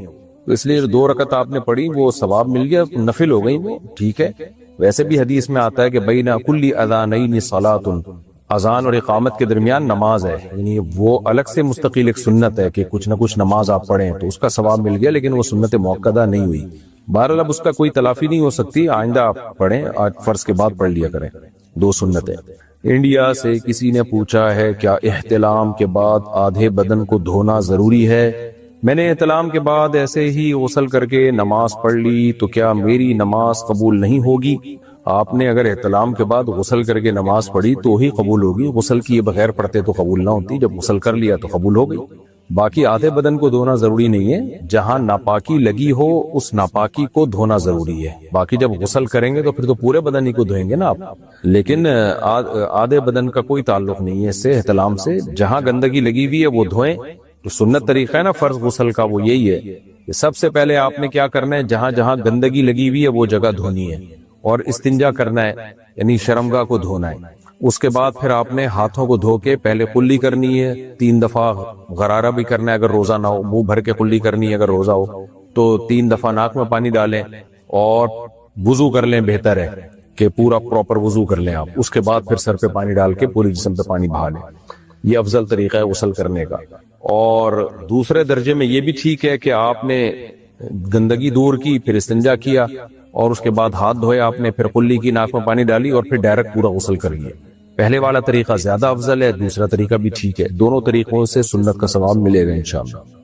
اچھا بھائی، کشمور سے کسی نے پوچھا، میں اور میری کزن ایک دوسرے سے محبت کرتے ہیں، وہ حافظہ بھی بن رہی ہے، پردہ بھی کرتی ہے، اخلاق بھی اچھے ہیں. ابھی تو بھائی سب کچھ ہی اچھا لگے گا کیونکہ آپ کو محبت ہوئی بھی ہے، لیکن مجھے وہم ہوتا ہے کہ کہیں وہ خراب نہ ہو، عجیب عجیب خیالات آتے ہیں. آپ خود بتا رہے ہیں آپ کو وہم ہوتا ہے نا، تو یہ وہم کی بیماری ہے. اس ٹینشن سے دماغ پھٹا جا رہا ہے. ہم نے ایک دوسرے سے محبت کا اظہار بھی کر دیا ہے. مجھے ایسا لگتا ہے کہ شریف لڑکیاں تو محبت نہیں کرتی، لہذا کہیں یہ خراب تو نہیں ہے. پریشان ہوں، میری رہنمائی فرمائیں. دیکھیں، صرف اتنی بات پہ کسی سے بدگمان ہونا کہ اس نے آپ سے محبت کا اظہار کر دیا ہے، یہ بات تو بدگمان ہونے کے لیے کافی نہیں ہے. کنواری لڑکی ہے، کوئی شادی شدہ نہیں ہے. وہ الگ بات ہے، لڑکیوں میں حیا ہوتی ہے، حیا کا بہرحال تقاضا یہی ہے کہ لڑکیاں خود سے نہ کریں، ماں باپ کریں ان کے معاملے میں جہاں. لیکن اور اگر کہیں لڑکی کو پسند بھی ہے تو اپنی والدہ کو بتا دے تاکہ وہ شادی کر دیں. لیکن بہرحال اگر اس نے آپ سے اظہار کر دیا اور آپ نے اس سے اظہار کر دیا اور ہے بھی کزن ہے، تو میں اس بحث میں نہیں پڑھ رہا کہ یہ مناسب کیا یا نامناسب کیا، لیکن اتنی سی بات پہ کسی سے بدگمان ہونا کہ وہ کوئی خراب لڑکی ہوگی، یہ جائز نہیں ہے۔ تو ویسے آپ کو کوئی اعتراض ہے تو الگ بات ہے، لیکن اتنی بات پہ آپ بدگمان نہ ہو، آپ اس سے شادی کر لیں، کیونکہ نبی صلی اللہ علیہ وسلم نے ارشاد فرمایا، صحیح حدیث ہے، لن ترى للمتحابین مثل النکاح، دو محبت کرنے والوں میں نکاح سے بہتر کوئی حل نہیں ہے۔ تو اگر اس کو آپ سے محبت ہے، آپ کو اس سے محبت ہے، تو آپ اس سے شادی کر لیں، پیغام بھیج دیں، اور یہ دماغ جو آپ کا خراب ہو رہا ہے، یہ دماغ کو ٹھیک کر لیں آپ۔ پاکستان سے کسی نے پوچھا ہے، نماز جنازہ میں صفوں کا طاق عدد میں ہونا ضروری ہے؟ نہیں جی، بہتر ہے، ضروری نہیں۔ بنت زاہد بہاولپور سے، میں میڈیکل کالج میں پڑھتی ہوں اور پردہ بھی کرتی ہوں ماشاءاللہ۔ کالج میں تقریباً 6 گھنٹے تک کا وقت گزرتا ہے۔ بہاولپور میں بہت گرمی پڑتی ہے، جس کی وجہ سے مجھے لمبے بالوں سے بہت الجھن اور پریشانی ہوتی ہے، خاص طور پر حجاب میں، کیونکہ کالج میں ہر جگہ اے سی موجود نہیں ہوتا۔ میرا سوال یہ ہے کہ کیا میں اپنے بال جو کمر تک ہیں کاٹ کر چھوٹے کروا سکتی ہوں؟ میری والدہ جو ایک عالمہ ہیں نے مجھے منع کیا ہے، اور میں نے سنا ہے کہ عورتوں کا بال کاٹنا جائز نہیں ہے، اس بارے میں رہنمائی فرمائے۔ دیکھیں، آپ نے یہ بتایا کہ کتنے چھوٹے کرنا چاہ رہی ہیں، اور کمر تک کا مطلب کہ آدھی کمر تک ہے یا پورے نیچے تک، کمر جہاں اینڈ ہو رہی ہے ختم ہو رہی ہے وہاں تک ہے؟ تو جو بھی ہو، عورت کے لیے لمبے بال رکھنا ہی افضل ہے۔ تو اس لیے، اور اس سے گرمی کم نہیں ہو جائے گی۔ آپ کتنے مردوں کی طرح تو کاٹنا ویسے ہی حرام ہے، بہت زیادہ چھوٹے کر لینا جیسے فاسق فاجر عورتیں کر رہی ہوتی ہیں، بالکل ہی مردوں جیسے بنا لیتی ہیں، وہ تو بالکل ناجائز اور حرام ہے۔ تو عورت کے بال تو بہرحال پھر بھی مردوں سے لمبے ہی ہوں گے، تو گرمی لگنی ہوگی وہ تو ویسے ہی لگے گی۔ تو اس لیے آپ کی والدہ جو آپ کو کہہ رہی ہیں، آپ ان کی اطاعت کریں، اور اللہ آپ کو مزید پردے کی توفیق دے کہ آپ میڈیکل کالج میں پڑھتے ہوئے بھی ماشاءاللہ مکمل پردہ کر رہی ہیں۔ تو یہ بہت حوصلہ افزائی کی بات ہے، کیونکہ میڈیکل کالجز کا ماحول تھوڑا سا آزاد ماحول ہوتا ہے۔ تو اللہ آپ کو اس پردے پہ قائم رہنے کی توفیق عطا فرمائے، اور میں یہی کہوں گا کہ آپ اپنے بال چھوٹے نہ کریں، شریعت میں یہ عمل پسندیدہ نہیں ہے۔ ہاں، کہیں ضرورت ہو تو کناروں سے بال کاٹ کے برابر کیے جا سکتے ہیں، لیکن جو ضرورت آپ نے بتائی ہے نا، گرمی لگنا، تو عرب میں تو بے تحاشا گرمی پڑا کرتی تھی، تو ہمیں نہیں ملتا کہ کسی صحابیہ نے گرمی کی وجہ سے بال چھوٹے کیے ہوں کبھی۔ اور جب بہاولپور میں شدید گرمی پڑتی ہے، تو میں چونکہ بہاولپور میں نے ٹائم گزارا ہے، مجھے پتا ہے کہ وہاں سردی بھی بہت شدید پڑتی ہے، تو سردی میں پھر آپ کو لمبے بال چاہیے ہوں گے۔ تو اور دوسری بات یہ کہ اگر شدید گرمی پڑ رہی ہے تو ٹینڈ کرانے سے تو گرمی ختم ہو سکتی ہے، یا بالکل چھوٹے چھوٹے کرنے سے، تو یہ تو ویسی عورت کے لیے حرام ہے، ناجائز ہے۔ تو چھوٹے کرنے سے گرمی ختم نہیں ہوگی، تو یہ شیطان کی طرف سے آپ کو وسوسہ ہے، اس لیے آپ بالوں کو لمبا ہی رہنے دیں۔ عورت کی زینت اللہ نے بالوں میں رکھی ہے۔ پہلے زمانے میں تو لڑکیاں اور خواتین جو ہیں بال بڑھانے کے لیے کیا کیا جتن کرتی تھیں، یہ تو اب میڈیا نے دماغ خراب کر دیا ہے کہ جس چیز میں حسن ہے اس کو برائی بنا کے پیش کر دیا، اور جو بری چیز ہے اس کو حسن بنا کے پیش کر دیا۔ تو اس لیے آپ کو میں یہی کہوں گا کہ یہ کام آپ نہ کریں۔ شاداب احمد یو پی انڈیا سے، مجھے پیشاب کے بعد قطرے آتے ہیں، کیا میری نماز ہو جائے گی؟ دیکھیں، اگر پیشاب کے بعد آپ کو اتنی دیر تک قطرے آتے رہتے ہیں کہ پوری نماز کا ٹائم ہی نکل جاتا ہے اور قطرے رکتے ہی نہیں ہیں، اور اس میں آپ اتنا ٹائم ہی نہیں ملتا کہ آپ وضو کر کے تسلی کے ساتھ فرائض پڑھ سکیں، پھر بھی نکل ہی آتے ہیں بیچ میں، تو ایک دفعہ بھی اگر ایسا ہو گیا نا، یعنی کسی دن بھی ایسا ہو گیا کہ پوری نماز کا ٹائم گزر گیا اور قطرے نہیں رک رہے آپ کے، تو پھر شرعی طور پر آپ معذور بن جائیں گے۔ اور معذور کا مطلب یہ ہوتا ہے کہ پھر وہ جب نماز کا وقت داخل ہو ایک وضو کرے بس، اور پھر اس سے جتنی چاہے نمازیں پڑھے، فرائض، واجبات، سنتیں سب پڑھتا رہے، اس سے تلاوت بھی کرے، اس سے پھر اس کا قطرہ نکلنے سے وضو نہیں ٹوٹے گا، کیونکہ شرعی طور پہ وہ معذور ہے۔ پھر معذوروں کی فہرست سے وہ نکلے گا اس وقت کہ جب پوری نماز کا ٹائم گزر جائے اور ایک دفعہ بھی قطرہ نہ آئے، یعنی ایک دفعہ معذوروں کی فہرست میں داخل ہونا تو مشکل ہے، کیونکہ اس کے لیے ضروری ہے کہ پوری نماز کا ٹائم گزر جائے اور قطرے کنٹینیو آتے رہیں، آپ نماز ہی نہ پڑھ پائیں اس میں۔ لیکن پھر معذوروں کی فہرست میں داخل رہنے کے لیے یہ ضروری نہیں ہے کہ ہر نماز میں ایسا ہی ہو، بلکہ پھر پوری نماز کے ٹائم میں ایک دفعہ بھی خطرہ آئے گا تو معذور ہی سمجھے جائیں گے آپ۔ تو یہ بات میری سمجھ میں آ گئی ہو تو ٹھیک ہے، نہیں تو میرا یہ کلپ کسی مولانا کو بتائیں تو پھر وہ آپ کو انشاءاللہ ایکسپلین کر دیں گے، اچھی طرح سے سمجھا دیں گے جو معذور لوگ ہیں۔ تو لیکن اگر ایسا نہیں ہے کہ پوری نماز کے ٹائم میں آپ کو قطرے نہیں آتے یا نہیں آئے ہیں، تو پھر آپ معذوروں میں داخل نہیں ہیں، پھر آپ کو وضو اسی وقت کرنا پڑے گا جب قطرے آنا بند ہو جائیں۔ تو آپ کے لیے بہتر یہ ہے کہ آپ نماز سے پہلے پیشاب نہ کیا کریں، بلکہ نماز سے آدھا 1 گھنٹہ پہلے پیشاب سے فارغ ہو جایا کریں آپ۔ یہ انسان کے اختیار میں ہوتا ہے کہ پیشاب نہیں بھی آ رہا وہ کر دے، تاکہ نماز کے وقت پہ پیشاب نہ آئے۔ تو 1 گھنٹہ پہلے آپ پیشاب کر لیں، جیسے لوگ رات کو سوتے ہوئے پیشاب کر کے سوتے ہیں نا، کہ رات کو اٹھنا نہ پڑے، حالانکہ ان کو پیشاب آ نہیں رہا ہوتا، لیکن وہ کر لیتے ہیں پہلے احتیاطاً کہ یار تھوڑا بہت بھی اگر بلیڈر میں مثانے میں پیشاب ہے تو وہ بھی نکل جائے، تاکہ رات ہم آرام سے سو جائیں۔ تو آپ نے یہ کرنا ہے کہ جب نماز کا ٹائم ہونا، جیسے جماعت کھڑی ہوتی ہے 3:30 بجے 4 بجے جو بھی ٹائم ہے، تو آپ نے 1 گھنٹہ پہلے پیشاب کر لیا، تو اس سے یہ ہوگا کہ جو خطرے 1 گھنٹے تک نکلنے ہوں گے نکل جائیں گے۔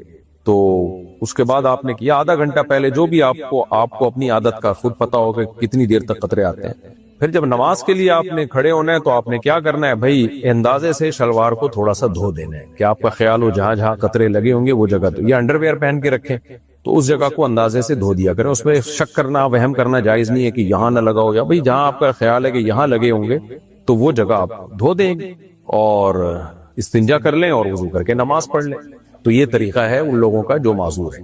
اور اگر ایک آدھ قطرہ نکلا ہو تو اس کو دھونا بھی ضروری نہیں ہے، بہتر ہے دھو لینا، لیکن پھر دھونا ضروری نہیں ہے اس کو، اگر وہ پھیلا نہ ہو زیادہ۔ یوسف شیخ صاحب نے بھارت سے پوچھا ہے، میری عمر 28 سال ہے اور مجھے زنا کا خطرہ ہے، اور میری والدہ اور والد کو میری شادی کے لیے کوئی رشتہ نہیں مل رہا، اس لیے میرا ایک رشتہ ہے جو میری خالہ کی طرف سے ہے، لیکن مسئلہ یہ ہے کہ میری خالہ نے ایک غیر مذہب کے شخص سے شادی کی اور ان کی ایک بیٹی ہے اور وہ مجھ سے شادی کرنا چاہتی ہے۔ خالو کی بیٹی نماز روزہ اور قرآن پڑھنے والی ہے۔ دراصل خالہ اور خالو نے مکمل طور پر اسلام قبول کرنے کا فیصلہ کر لیا ہے، لیکن میرے چچا نے شادی سے سختی سے منع کر دیا ہے، کیونکہ ان کا کہنا ہے کہ میرے خالو اور خالہ نے اسلام کا استعمال صرف اپنی بیٹی کی شادی کے لیے کیا ہے، تو کیا مجھے یہ رشتہ کرنا چاہیے یا نہیں کرنا چاہیے؟ دیکھیں، آپ کی خالہ نے غیر مذہب کے شخص سے جب شادی کی ہے تو وہ شادی ہوئی نہیں ہے شرعی طور پر، یعنی غیر مسلم سے اگر شادی کی ہے تو مسلم عورت کا غیر مسلم سے نکاح نہیں ہوتا۔ بہرحال اب بچی کا جہاں تک، ان کی بیٹی کا جہاں تک تعلق ہے، تو اب ان کے والدین کی شادی ہوئی ہو یا نہ ہوئی ہو تو ان کی بیٹی سے بہرحال شادی کرنا شرعی طور پہ جائز ہے، خاص طور پہ جب کہ وہ دیندار بھی ہو تو جائز ہے اسے۔ اب یہ آپ کا مسئلہ ہے کہ آپ اس سے کرنا چاہتے ہیں کہ نہیں کرنا چاہتے، کہ ان کے ماں باپ کا نکاح ہی شرعی طور پہ ٹھیک نہیں تھا، اور اس بحث میں اب پڑھنے کی ضرورت نہیں ہے کہ وہ بیٹی کی شادی کے لیے اسلام قبول کر رہے ہیں، ان کو اسلام قبول کرنے دیں اور ان کا نکاح بھی پھر ان سے کہیں دوبارہ کریں، آپ تجدید نکاح کریں اسلام قبول کرنے کے بعد۔ تو اب اس بحث میں پڑھنا کہ وہ بچی کی شادی کی خاطر اسلام قبول کر رہے ہیں، اس بحث میں پڑھنے کا کوئی فائدہ ہے نہیں، تو وہ جو بھی کر رہے ہیں وہ ان کا اللہ کا معاملہ ہے۔ بہرحال میں تو صرف شرعی مسئلہ بتا سکتا ہوں کہ آپ کے لیے اس لڑکی سے شادی کرنا جائز ہے۔ محمد حسین پشاور سے، میں اپنی کزن سے فون پر بات کرتا تھا اور کچھ ملاقاتیں بھی ہوئی تھی جس پر میں بہت پشیمان ہوں اور میں نے توبہ بھی کر لی ہے۔ میں اس سے شادی کرنا چاہتا تھا، لیکن کچھ ایسی باتیں ہمارے اور ان کے گھر والوں کے بیچ میں ہوئی کہ ہمارا رشتہ ہونا ناممکن ہو گیا۔ جب مجھے پتا چلا کہ یہ رشتہ نہیں ہو سکتا تو میں نے اس سے رابطہ چھوڑ دیا۔ ماشاءاللہ۔ اب اس کو جب بھی موقع ملتا ہے تو مجھے تانے دیتی ہے کہ تم ٹائم پاس کر رہے تھے، ہمارے گھر کے بچے ان کے گھر جاتے ہیں تو ان سے بولتی ہے کہ وہ جھوٹا ہے۔ اب میں نے توبہ بھی کر لی ہے، لیکن پھر بھی کبھی کبھی مجھے خیال آتا ہے کہ میں نے اس کا دل توڑا ہے، میں نے گناہ کیا ہے۔ آپ مجھے بتائیں کیا کریں، کیا کروں؟ یا تو شادی کر لو بھائی فوراً، یا جیسے چل رہے ہو پھر بالکل تعلق ختم کر دیا، بالکل ٹھیک کیا آپ نے، ایک طرف ہو جانا چاہیے۔ تو توبہ استغفار کر لیا آپ نے، اب آپ کی جو کزن آپ کو تانے دے رہی ہے، جو مرضی کہہ رہی ہے، اس کو اگنور کریں آپ، اس سے آپ کو کوئی گناہ نہیں ہوگا انشاءاللہ۔ ہاں، شادی کرنا چاہتے ہیں تو فوراً سے پہلے شادی کر لیں، اور اگر شادی کا ارادہ ہی نہیں ہے تو بس ختم قصہ، اس کو بولنے دیں جو وہ بول رہی ہے۔ خالی آپ نے تو نہیں باتیں کی نا، اس نے بھی تو کی ہیں، آپ نے گناہ کیا، اس نے بھی گناہ کیا ہے گپے لگا کر۔ تو لیکن بہرحال اب توبہ کر لیا، بھول جائیں اس گناہ کو، اور شادی کا آپشن تو ہر وقت آپ کے پاس، کرنی ہو تو کریں، باتیں نہ شروع کر دیں کہیں شادی کی، شادی کریں ڈائریکٹ، ایسا نہ ہو پھر گھنٹہ گھنٹہ فون پہ شادی کی باتیں کرنا شروع کر دیں آپ کی، جی میں پہلے ویسی باتیں کرتا تھا اب شادی کی باتیں کروں گا۔ عثمان صاحب نے پوچھا ہے، مجھے ایک لڑکی پسند ہے لیکن وہ تھوڑی ماڈرن ٹائپ تھی، پھر اس نے توبہ کر لی، کیا میں اس سے شادی کر سکتا ہوں؟ بھائی کر سکتے ہیں شادی اگر توبہ کر لی ہے۔ ماڈرن ٹائپ بھی تھی، پوری ماڈرن بھی نہیں تھی، اور کوئی گناہ تو نہیں کر رہی تھی، وہ آپ بہتر سمجھتے ہیں، آپ کو زیادہ پتا ہوگا۔ بہرحال اگر وہ نیک پرہیزگار ہے تو آپ شادی کر لیں، نہیں ہے تو نہیں کریں۔ مرسلین خان کہتے ہیں جی کہ پتہ نہیں کیا لکھا ہوا ہے، کسی ادارے میں جاب کرتا ہوں، ہم گاڑی چلاتے ہیں، ہمارے ہاں اوور ٹائم کا سسٹم ہے، 4 بجے تک ڈیوٹی ہے، 4 بجے کے بعد اوور ٹائم لگنے کی لالچ میں ہم گاڑی بہت آہستہ چلاتے ہیں، جس سے کچھ گھنٹے اور ٹائم کے لگ جاتے ہیں، اس میں کوئی گناہ تو نہیں ہے؟ بھائی صاحب جس ادارے میں آپ جاب کرتے ہیں یہ ان سے پوچھیں، اگر ان کی طرف سے پرمیشن ہے تو ٹھیک ہے۔ اس کی مثال ایسے جیسے جو پائلٹ جہاز میں جتنی دیر ہوتا ہے نا ہوا میں، تو پائلٹ کو گھنٹوں کے حساب سے پیسے ملتے ہیں کمپنیوں میں کہ پائلٹ نے اتنی دیر تک فضا میں ٹائم گزارا ہے۔ اب اس سے بعض پائلٹ یہ کرتے ہیں کہ وہ جہاز کو سلو چلاتے ہیں تاکہ تھوڑا ہم دیر سے پہنچے، میرے فضا میں گھنٹے زیادہ پورے ہو جائیں۔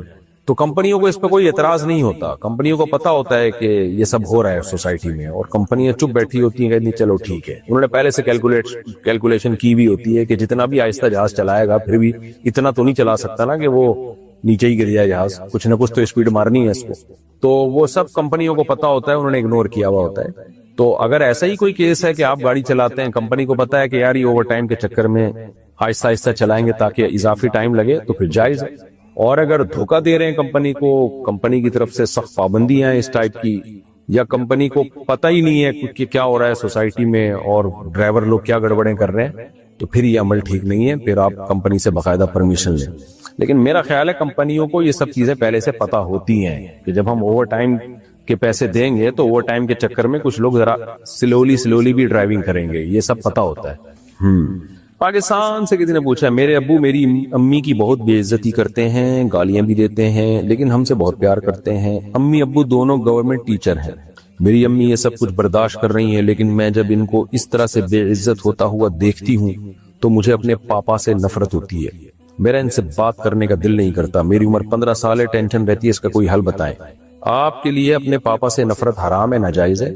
دیکھیں اگر آپ کے والد آپ کی والدہ کو ڈانٹ ڈپٹ بلا وجہ کر کے ان پہ ظلم کر رہے ہیں، یہ بھی ایک ظلم ہے، غلط ہے، لیکن آپ اپنی باپ سے جو نفرت کر رہی ہیں یہ زیادہ بڑا ظلم ہے۔ وجہ اس کی ہے کہ باپ کے احسانات تو اتنے ہیں کہ اولاد ان احسانات میں ڈوبی ہوئی ہوتی ہے۔ آپ کو جو کچھ ملا ہے آپ کے باپ کی وجہ سے ملا ہے، تو نام ملا، قوم ملی، نان نفقہ ملا، گھر ملا، عزت ملی، یہ سب چیزیں باپ کی وجہ سے ہیں۔ باپ نہ ہو تو کیا حیثیت رہ جاتی ہے بیٹیوں کی، خاص طور پہ بیٹیاں تو باپ ہی کے دم سے ہوتی ہیں۔ تو اس لیے آپ کے لیے یہ لفظ استعمال کرنا کہ مجھے اپنے پاپا سے نفرت ہے، یہ لفظ بہت خطرناک ہے۔ تو آپ اپنے والد کے حقوق بھی ادا کریں، ان سے محبت بھی کریں، اور کسی طرح پیار محبت سے خود نہ کسی اور کے ذمہ لگائیں، ان کو سمجھائے کہ بھئی اس طرح اگر وہ واقعی والدہ کے ساتھ غلط سلوک کر رہے ہیں تو وہ نہ کریں۔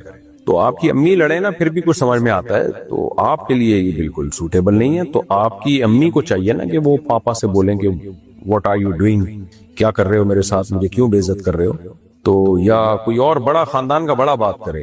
اچھا بھائی، آسٹریلیا سے کسی نے پوچھا اللہ تعالیٰ کی ڈیوٹیز یا ایکٹیویٹیز کیا ہیں؟ سبحان اللہ، کیا پوچھ رہے ہو میرے بھائی؟ کیا اللہ تعالیٰ کا کام صرف انسان، جنات اور فرشتوں کو پیدا کرنا ہے یا اور بھی کچھ ہے؟ کیونکہ تقدیر تو پہلے سے لکھی ہوئی ہے، تو کیا اللہ تعالیٰ کوئی نیا کام کرتا ہے؟ میں یہ جاننا چاہتا ہوں کہ اللہ تعالیٰ کی سرگرمیاں کیا ہیں۔ ابھی بھائی صاحب اللہ کے لیے اس طرح کے الفاظ استعمال نہ کریں۔ آپ آسٹریلیا سے ہیں، شاید اردو کمزور ہے یا کسی نے ترجمے میں ایسا کر دیا ہے، تو اللہ تعالیٰ کے لیے ہمیں تھوڑا مناسب الفاظ استعمال کرنے چاہیے۔ ایکٹیویٹیز کیا ہیں، اللہ تعالیٰ کی سرگرمیاں کیا ہیں، یہ انسانوں کے لیے الفاظ استعمال ہوتے ہیں، اللہ کے لیے کہ اللہ تعالیٰ کے کیا کام ہے۔ تو سورہ رحمان میں اللہ نے بتایا کل یوم ہوا فی شأن، ہر وقت وہ کسی نہ کسی کام میں ہے اور کوئی کام اس کو تھکاتا نہیں۔ اب رہا یہ سوال کہ پہلے سے تقدیر اللہ نے لکھی ہوئی ہے، تو بھائی اللہ نے تقدیر میں یہی لکھا ہوا ہے کہ میں فلاں وقت میں یہ کام کروں گا۔ اللہ کا علم تو کامل ہے نا، تو اللہ کو معلوم ہے کیا کیا ہونے والا ہے، کیا کیا اللہ کرنے والا ہے۔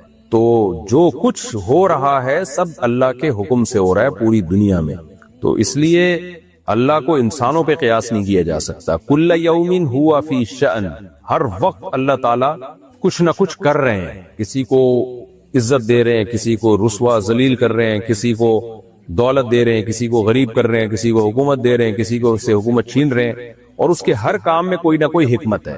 بس ہمیں اتنا ایمان رکھنا ضروری ہے، اس سے زیادہ ہم ڈیٹیل میں نہیں جا سکتے کیونکہ ہم مخلوق ہیں۔ اللہ کی ذات ہمارے مینٹل لیول سے اوپر کی ذات ہے، اس کے بارے میں زیادہ گہرائیوں میں جانے کی ہمیں اجازت نہیں ہے۔ ذبیح اللہ صاحب انڈیا سے، میں جہاں کام کرتا ہوں وہاں میرے سر مجھے مورتی کی فوٹو کے سامنے اگربتی جلانے کے لیے دیتے ہیں، کیا ایسا کرنے سے مجھے گناہ ہوگا؟ حرام ہے بھائی، سخت گناہ ہے، کبیرہ گناہ ہے، بلکہ شرک ہے، کیونکہ یہ مورتی کے سامنے اگربتیاں جلانا عبادت سمجھا جاتا ہے یہ عمل کو، تو اس عمل سے آپ مشرک ہو سکتے ہیں۔ کیا بیوی کی کزن کی بیٹی سے نکاح کر سکتے ہیں جبکہ وہ بیوہ بھی ہو؟ جی ہاں، بیوی کی کزن کی بیٹی جو ہے اس سے نکاح کر سکتے ہیں، بیوی کی موجودگی میں بھی، اور اگر اللہ نہ کرے کسی کی بیوی دنیا سے پہلے چلی گئی، ویسے اللہ ایسا کرتا بھی نہیں عام طور پہ، اکثر شوہر ہی پہلے جاتے ہیں، لیکن پھر بھی کزن کی بیٹی سے نکاح ہو سکتا ہے اور بیوی کی موجودگی میں بھی ہو سکتا ہے۔ البتہ بیوی کی جو بہن ہے نا اس کی بیٹی سے نکاح نہیں ہو سکتا جب تک بیوی زندہ ہے، کیونکہ کسی عورت اور اس کی بھانجی کو آپ نکاح میں جمع نہیں کر سکتے، جیسے عورت اور اس کی بہن کو نہیں کر سکتے تو ایسے عورت اور اس کی بھانجی کو بھی نہیں، ایک وقت میں یہ دونوں نکاح میں جمع نہیں ہو سکتے۔ لیکن کزن کی بیٹی جو ہے یہ تھوڑا دور کا رشتہ ہے تو اس سے نکاح ہو سکتا ہے۔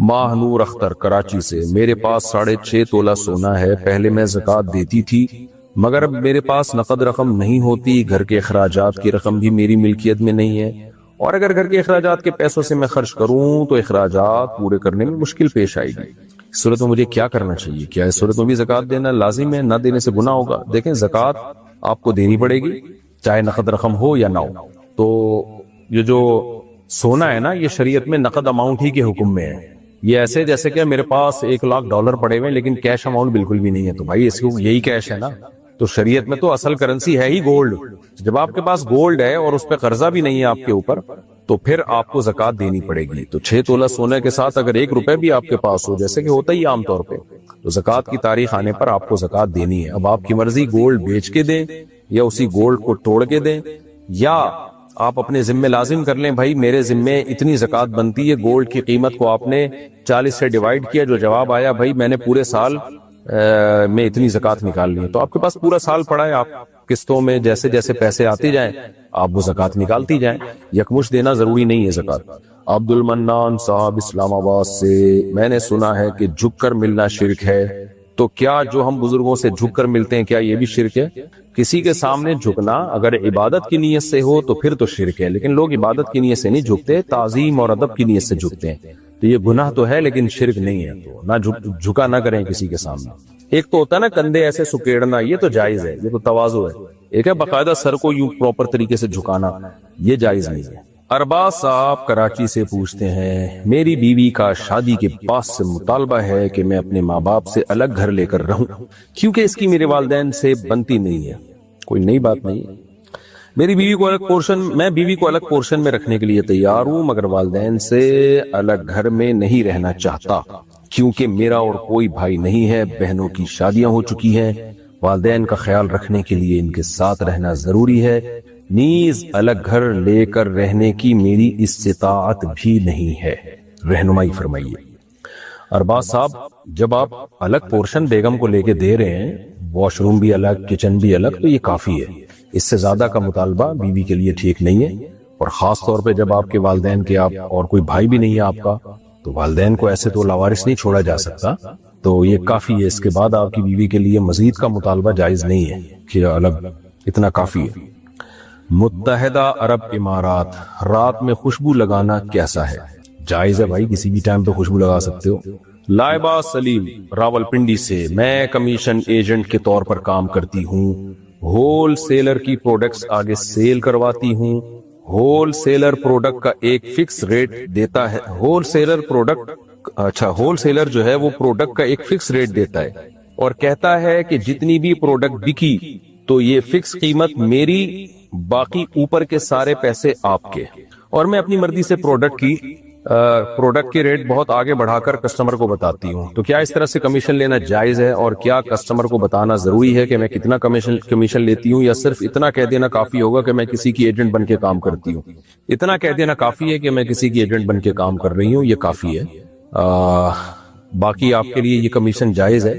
اگر کوئی کہتا ہے کہ بھئی یہ چیز آپ جتنے کی چاہیں بیچیں، مجھے فی پروڈکٹ اتنا دے دینا، جائز ہے، لیکن بہرحال یہ طریقہ بہتر نہیں ہے، تو شریعت میں افضل طریقہ ہے وہ یہ کہ آپ کمیشن طے کریں اپنا، کہ جتنا پروفٹ ہوگا نا اس میں میرا اتنا پرسنٹ اور آپ کا اتنا پرسنٹ، یعنی ہول سیلر سے آپ یہ کہیں کہ میرے اتنے پرسنٹ اور آپ کے اتنے پرسنٹ، یہ زیادہ بہتر طریقہ ہے۔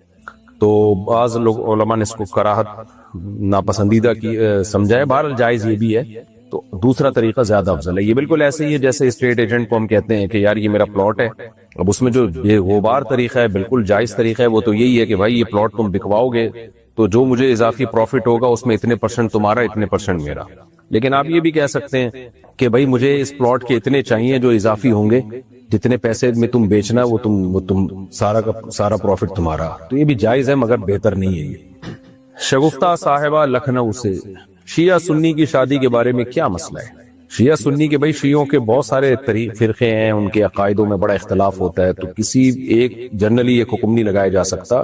تو میرا اس بارے میں تفصیلی کلپ موجود ہے کہ اس بارے میں آپ لکھنؤ سے ہیں تو وہاں دارالعلوم دیوبند چلی جائیں، وہاں جا کے پوچھ لیں آپ، یا کوئی اور بڑا ادارہ ہو جس پہ آپ کو اعتماد ہو، کوئی بھی ایسا مسئلہ ہو تو یا پاکستان میں دارالعلوم کرنگی وغیرہ سے رابطہ کر کے پوچھا جائے کہ بھئی اس کے عقائد وغیرہ ان کے سامنے ظاہر کیے جائیں. جب تک باقاعدہ کسی کے پرسنل حالات بتا کر اس کے عقائد واضح کر کے فتویٰ نہ لیا جائے اس وقت تک جائز نہیں ہے. ہاں کسی کے ہمیں دیکھیں کسی کے شیعہ یا سنی ہونے سے کوئی بیر نہیں ہے، ہمیں یہ کہ عقیدے صحیح ہونے چاہیے، قرآن و سنت کے مطابق ہونے چاہیے. تو اب کس کا عقیدہ کیا ہے صرف مسلک کا لیبل لگانے سے پتہ نہیں چلتا. جیسے لوگ مجھ سے پوچھتے ہیں کہ بریلوی کے پیچھے نماز جائز ہے یا نہیں ہے، تو میں کہتا ہوں بھائی دیوبندی بریلوی اہل حدیث کا تعلق نہیں ہے نماز جائز ہونے یا نہ ہونے سے. نماز کے جائز ہونے نہ ہونے کا تعلق اس سے ہے کہ عقیدہ شرکیہ ہے یا نہیں ہے. تو اگر کسی بریلوی کا عقیدہ توحید والا ہے، دیوبندی کا شرکیہ ہے، تو بریلوی کے پیچھے جائز ہوگی، دیوبندی کے پیچھے حرام ہوگی. اور اگر کسی بریلوی کا شرکیہ ہے، دیوبندی کا شرکیہ نہیں ہے، تو پھر دیوبندی کے پیچھے جائز ہوگی. تو امام کے لیے دیوبندی بریلوی اہل حدیث شیعہ ہونا کا میٹر نہیں رکھتا. تو میٹر یہ چیز ہے کہ آپ کو پرسنلی کسی کی عقیدے معلوم ہو، پھر بھلے وہ شیعہ کہے اپنے آپ کو، دیوبندی کہے، بریلوی کہے، ہمیں اس سے کوئی بیر نہیں ہے، کوئی مسئلہ نہیں ہے. عقیدہ صحیح ہونا چاہیے جو قرآن و سنت نے بتایا ہے، جو تواتر کے ساتھ ثابت ہے. تو اس لیے شادی میں بھی ایسا ہی ہے کہ ہمیں اس سے غرض نہیں ہے کوئی دیوبندی ہے، بریلوی ہے، اہل حدیث ہے، جو بھی اسلام کی طرف منسوب ہے نکاح اس سے جائز ہے، بشرطے کہ اس کے عقیدے بھی اسلام ہی کے مطابق ہوں. تو جا کے جو ہے نا کسی پرسنلی جب کسی کوئی بھی رشتہ آئے تو پرسنلی اس کے عقائد جا کے باقاعدہ کسی ادارے سے پوچھے یعنی فتویٰ لیا جائے کہ جی یہ اس کے عقائد ہیں اور یہ اس پہ حلف اٹھا رہا ہے اور اس کے بارے میں مشہور بھی یہی ہے کہ یہ اس کے عقیدے ہیں، تو کیا اس سے میرے لیے نکاح جائز ہے یا نہیں ہے. تو وہ پھر آپ کو فتویٰ دیں گے تو اس پر عمل کیا جائے گا. ایک جنرلی حکم بیان نہیں کیا جا سکتا اس میں. امریکہ سے کسی نے پوچھا ہے، میری ساس چھوٹی چھوٹی گھریلو باتوں پر غصہ کرتی ہیں، سب کی ساسیں کرتی ہیں. بھائی لیکن اب حیرت ہو رہی ہے، امریکہ میں بھی ساسیں وہی کچھ کر رہی ہیں جو پاکستان میں کرتی ہیں. چھوٹی چھوٹی باتوں کو مائنڈ کرتی ہیں. میرے بچے بھی چھوٹے چھوٹے ہیں، ساری چیزیں آپ کے یہاں چھوٹی چھوٹی چل رہی ہیں، جس کی وجہ سے بعض مرتبہ گھر کے کام مثلاً برتن دھونا وغیرہ گھنٹے 2 گھنٹے آگے پیچھے ہو جاتے ہیں. یہ بھی چھوٹے چھوٹے کام ہیں جس پر ساس غصہ کرتی ہیں. میرے شوہر بہت اچھے ہیں الحمدللہ الحمدللہ، ہم ایک دوسرے سے خوش ہیں، مگر ساس ان کی چھوٹی چھوٹی باتوں سے ساس کی ان چھوٹی چھوٹی باتوں سے میں بہت تنگ ہو رہی ہوں. یعنی آپ اس کی وجہ سے روز بروز چھوٹی ہوتی چلی آ رہی. میں کبھی ان کو اف تک نہیں کرتی، ہمیشہ ادب سے بات کرتی ہوں، کبھی پلٹ کر جواب نہیں دیا، مگر اب تنگ ہو کر میں ان سے الگ ہونا چاہتی ہوں. میرے شوہر اپنی امی کے رویے سے واقف ہیں، مگر وہ میرے صبر اور خاموشی پر صرف میرے ماتھے پر پیار کرتے ہیں. میں کوئی لڑائی نہیں کرنا چاہتی، مجھے اور میرے شوہر کو کوئی اچھا سا مشورہ دیجیے. دیکھیں اگر چھوٹی چھوٹی باتوں پہ غصہ چل رہا ہے تو میرا مشورہ تو یہی ہے، برداشت کر لیں، اس پر اللہ آپ کو اجر دے گا. آپ کا میاں آپ کا ساتھ دے رہا ہے، آپ کے میاں کو پتا ہے کہ آپ پہ زیادتی ہو رہی ہے. تو میاں جب بیوی کے ساتھ ہوتا ہے تو عورت کا بڑا حوصلہ بڑھ جاتا ہے. اور یہ بھی یاد رکھیں غیرت مند میاں جو ہے نا عورت کو اپنی بیوی کو دیکھتا ہے کہ اگر وہ میری ماں کے ساتھ صحیح چل رہی ہے تو وہ بہت کچھ برداشت کر دیتا ہے، اس کے دل میں عورت جگہ بنا لیتی ہے. تو میرا مشورہ آپ کو یہی ہے کہ بڑا سمجھ کے، ساس سگی ماں نہیں ہوتی لیکن شریعت میں ماں جیسی ہی ہوتی ہے، تو 100% 100% اپنے حساب سے زندگی انسان کو کہیں بھی نہیں ملتی. اگر آپ یہ چاہیں گی نا کہ مجھے ایسی زندگی ملے جو ساری بالکل ایکوریٹ، ہر چیز میں اس میں ایکوریسی ہو، ایسا نہیں ہو سکتا. کہیں نہ کہیں آڑا ترچا اونچ نیچ سب چل رہی ہوتی ہے. تو اس لیے میں آپ کو مشورہ دوں گا، آپ اللہ کی خاطر، رشتہ داری کی خاطر، شوہر کی خاطر آپ ساس کو برداشت کر لیں. اور ساس ہمیشہ تھوڑی زندہ رہتی ہیں، ظاہر ایجڈ ہی ہوتی ہیں، ایک وقت میں وہ دنیا سے چلی جائیں گی اور آپ اپنے شوہر کے دل میں گھر بنا لو گی آپ، تو اس کا اور آپ کو اجر بھی ملے گا. تو مشورہ میرا یہی ہے کہ آپ برداشت کر لیں جیسے کہ اب تک برداشت کر رہی ہیں. لیکن اگر ناقابل برداشت ہو جائے اور ڈپریشن میں جانے لگیں، بہت ہی زیادہ مسئلہ ہو جائے، تو پھر شوہر کو چاہیے کہ پھر ایسی کنڈیشن میں آپ کو اپنی والدہ سے الگ رکھے. صالح محمد پاکستان سے، 4 بیویوں میں سے کون سی بیوی حوروں کی سردار ہوگی؟ اور کیا ہر جنت میں ہر بیوی کے ساتھ 70 حوریں ملیں گی؟ بھائی یہ 70 حوریں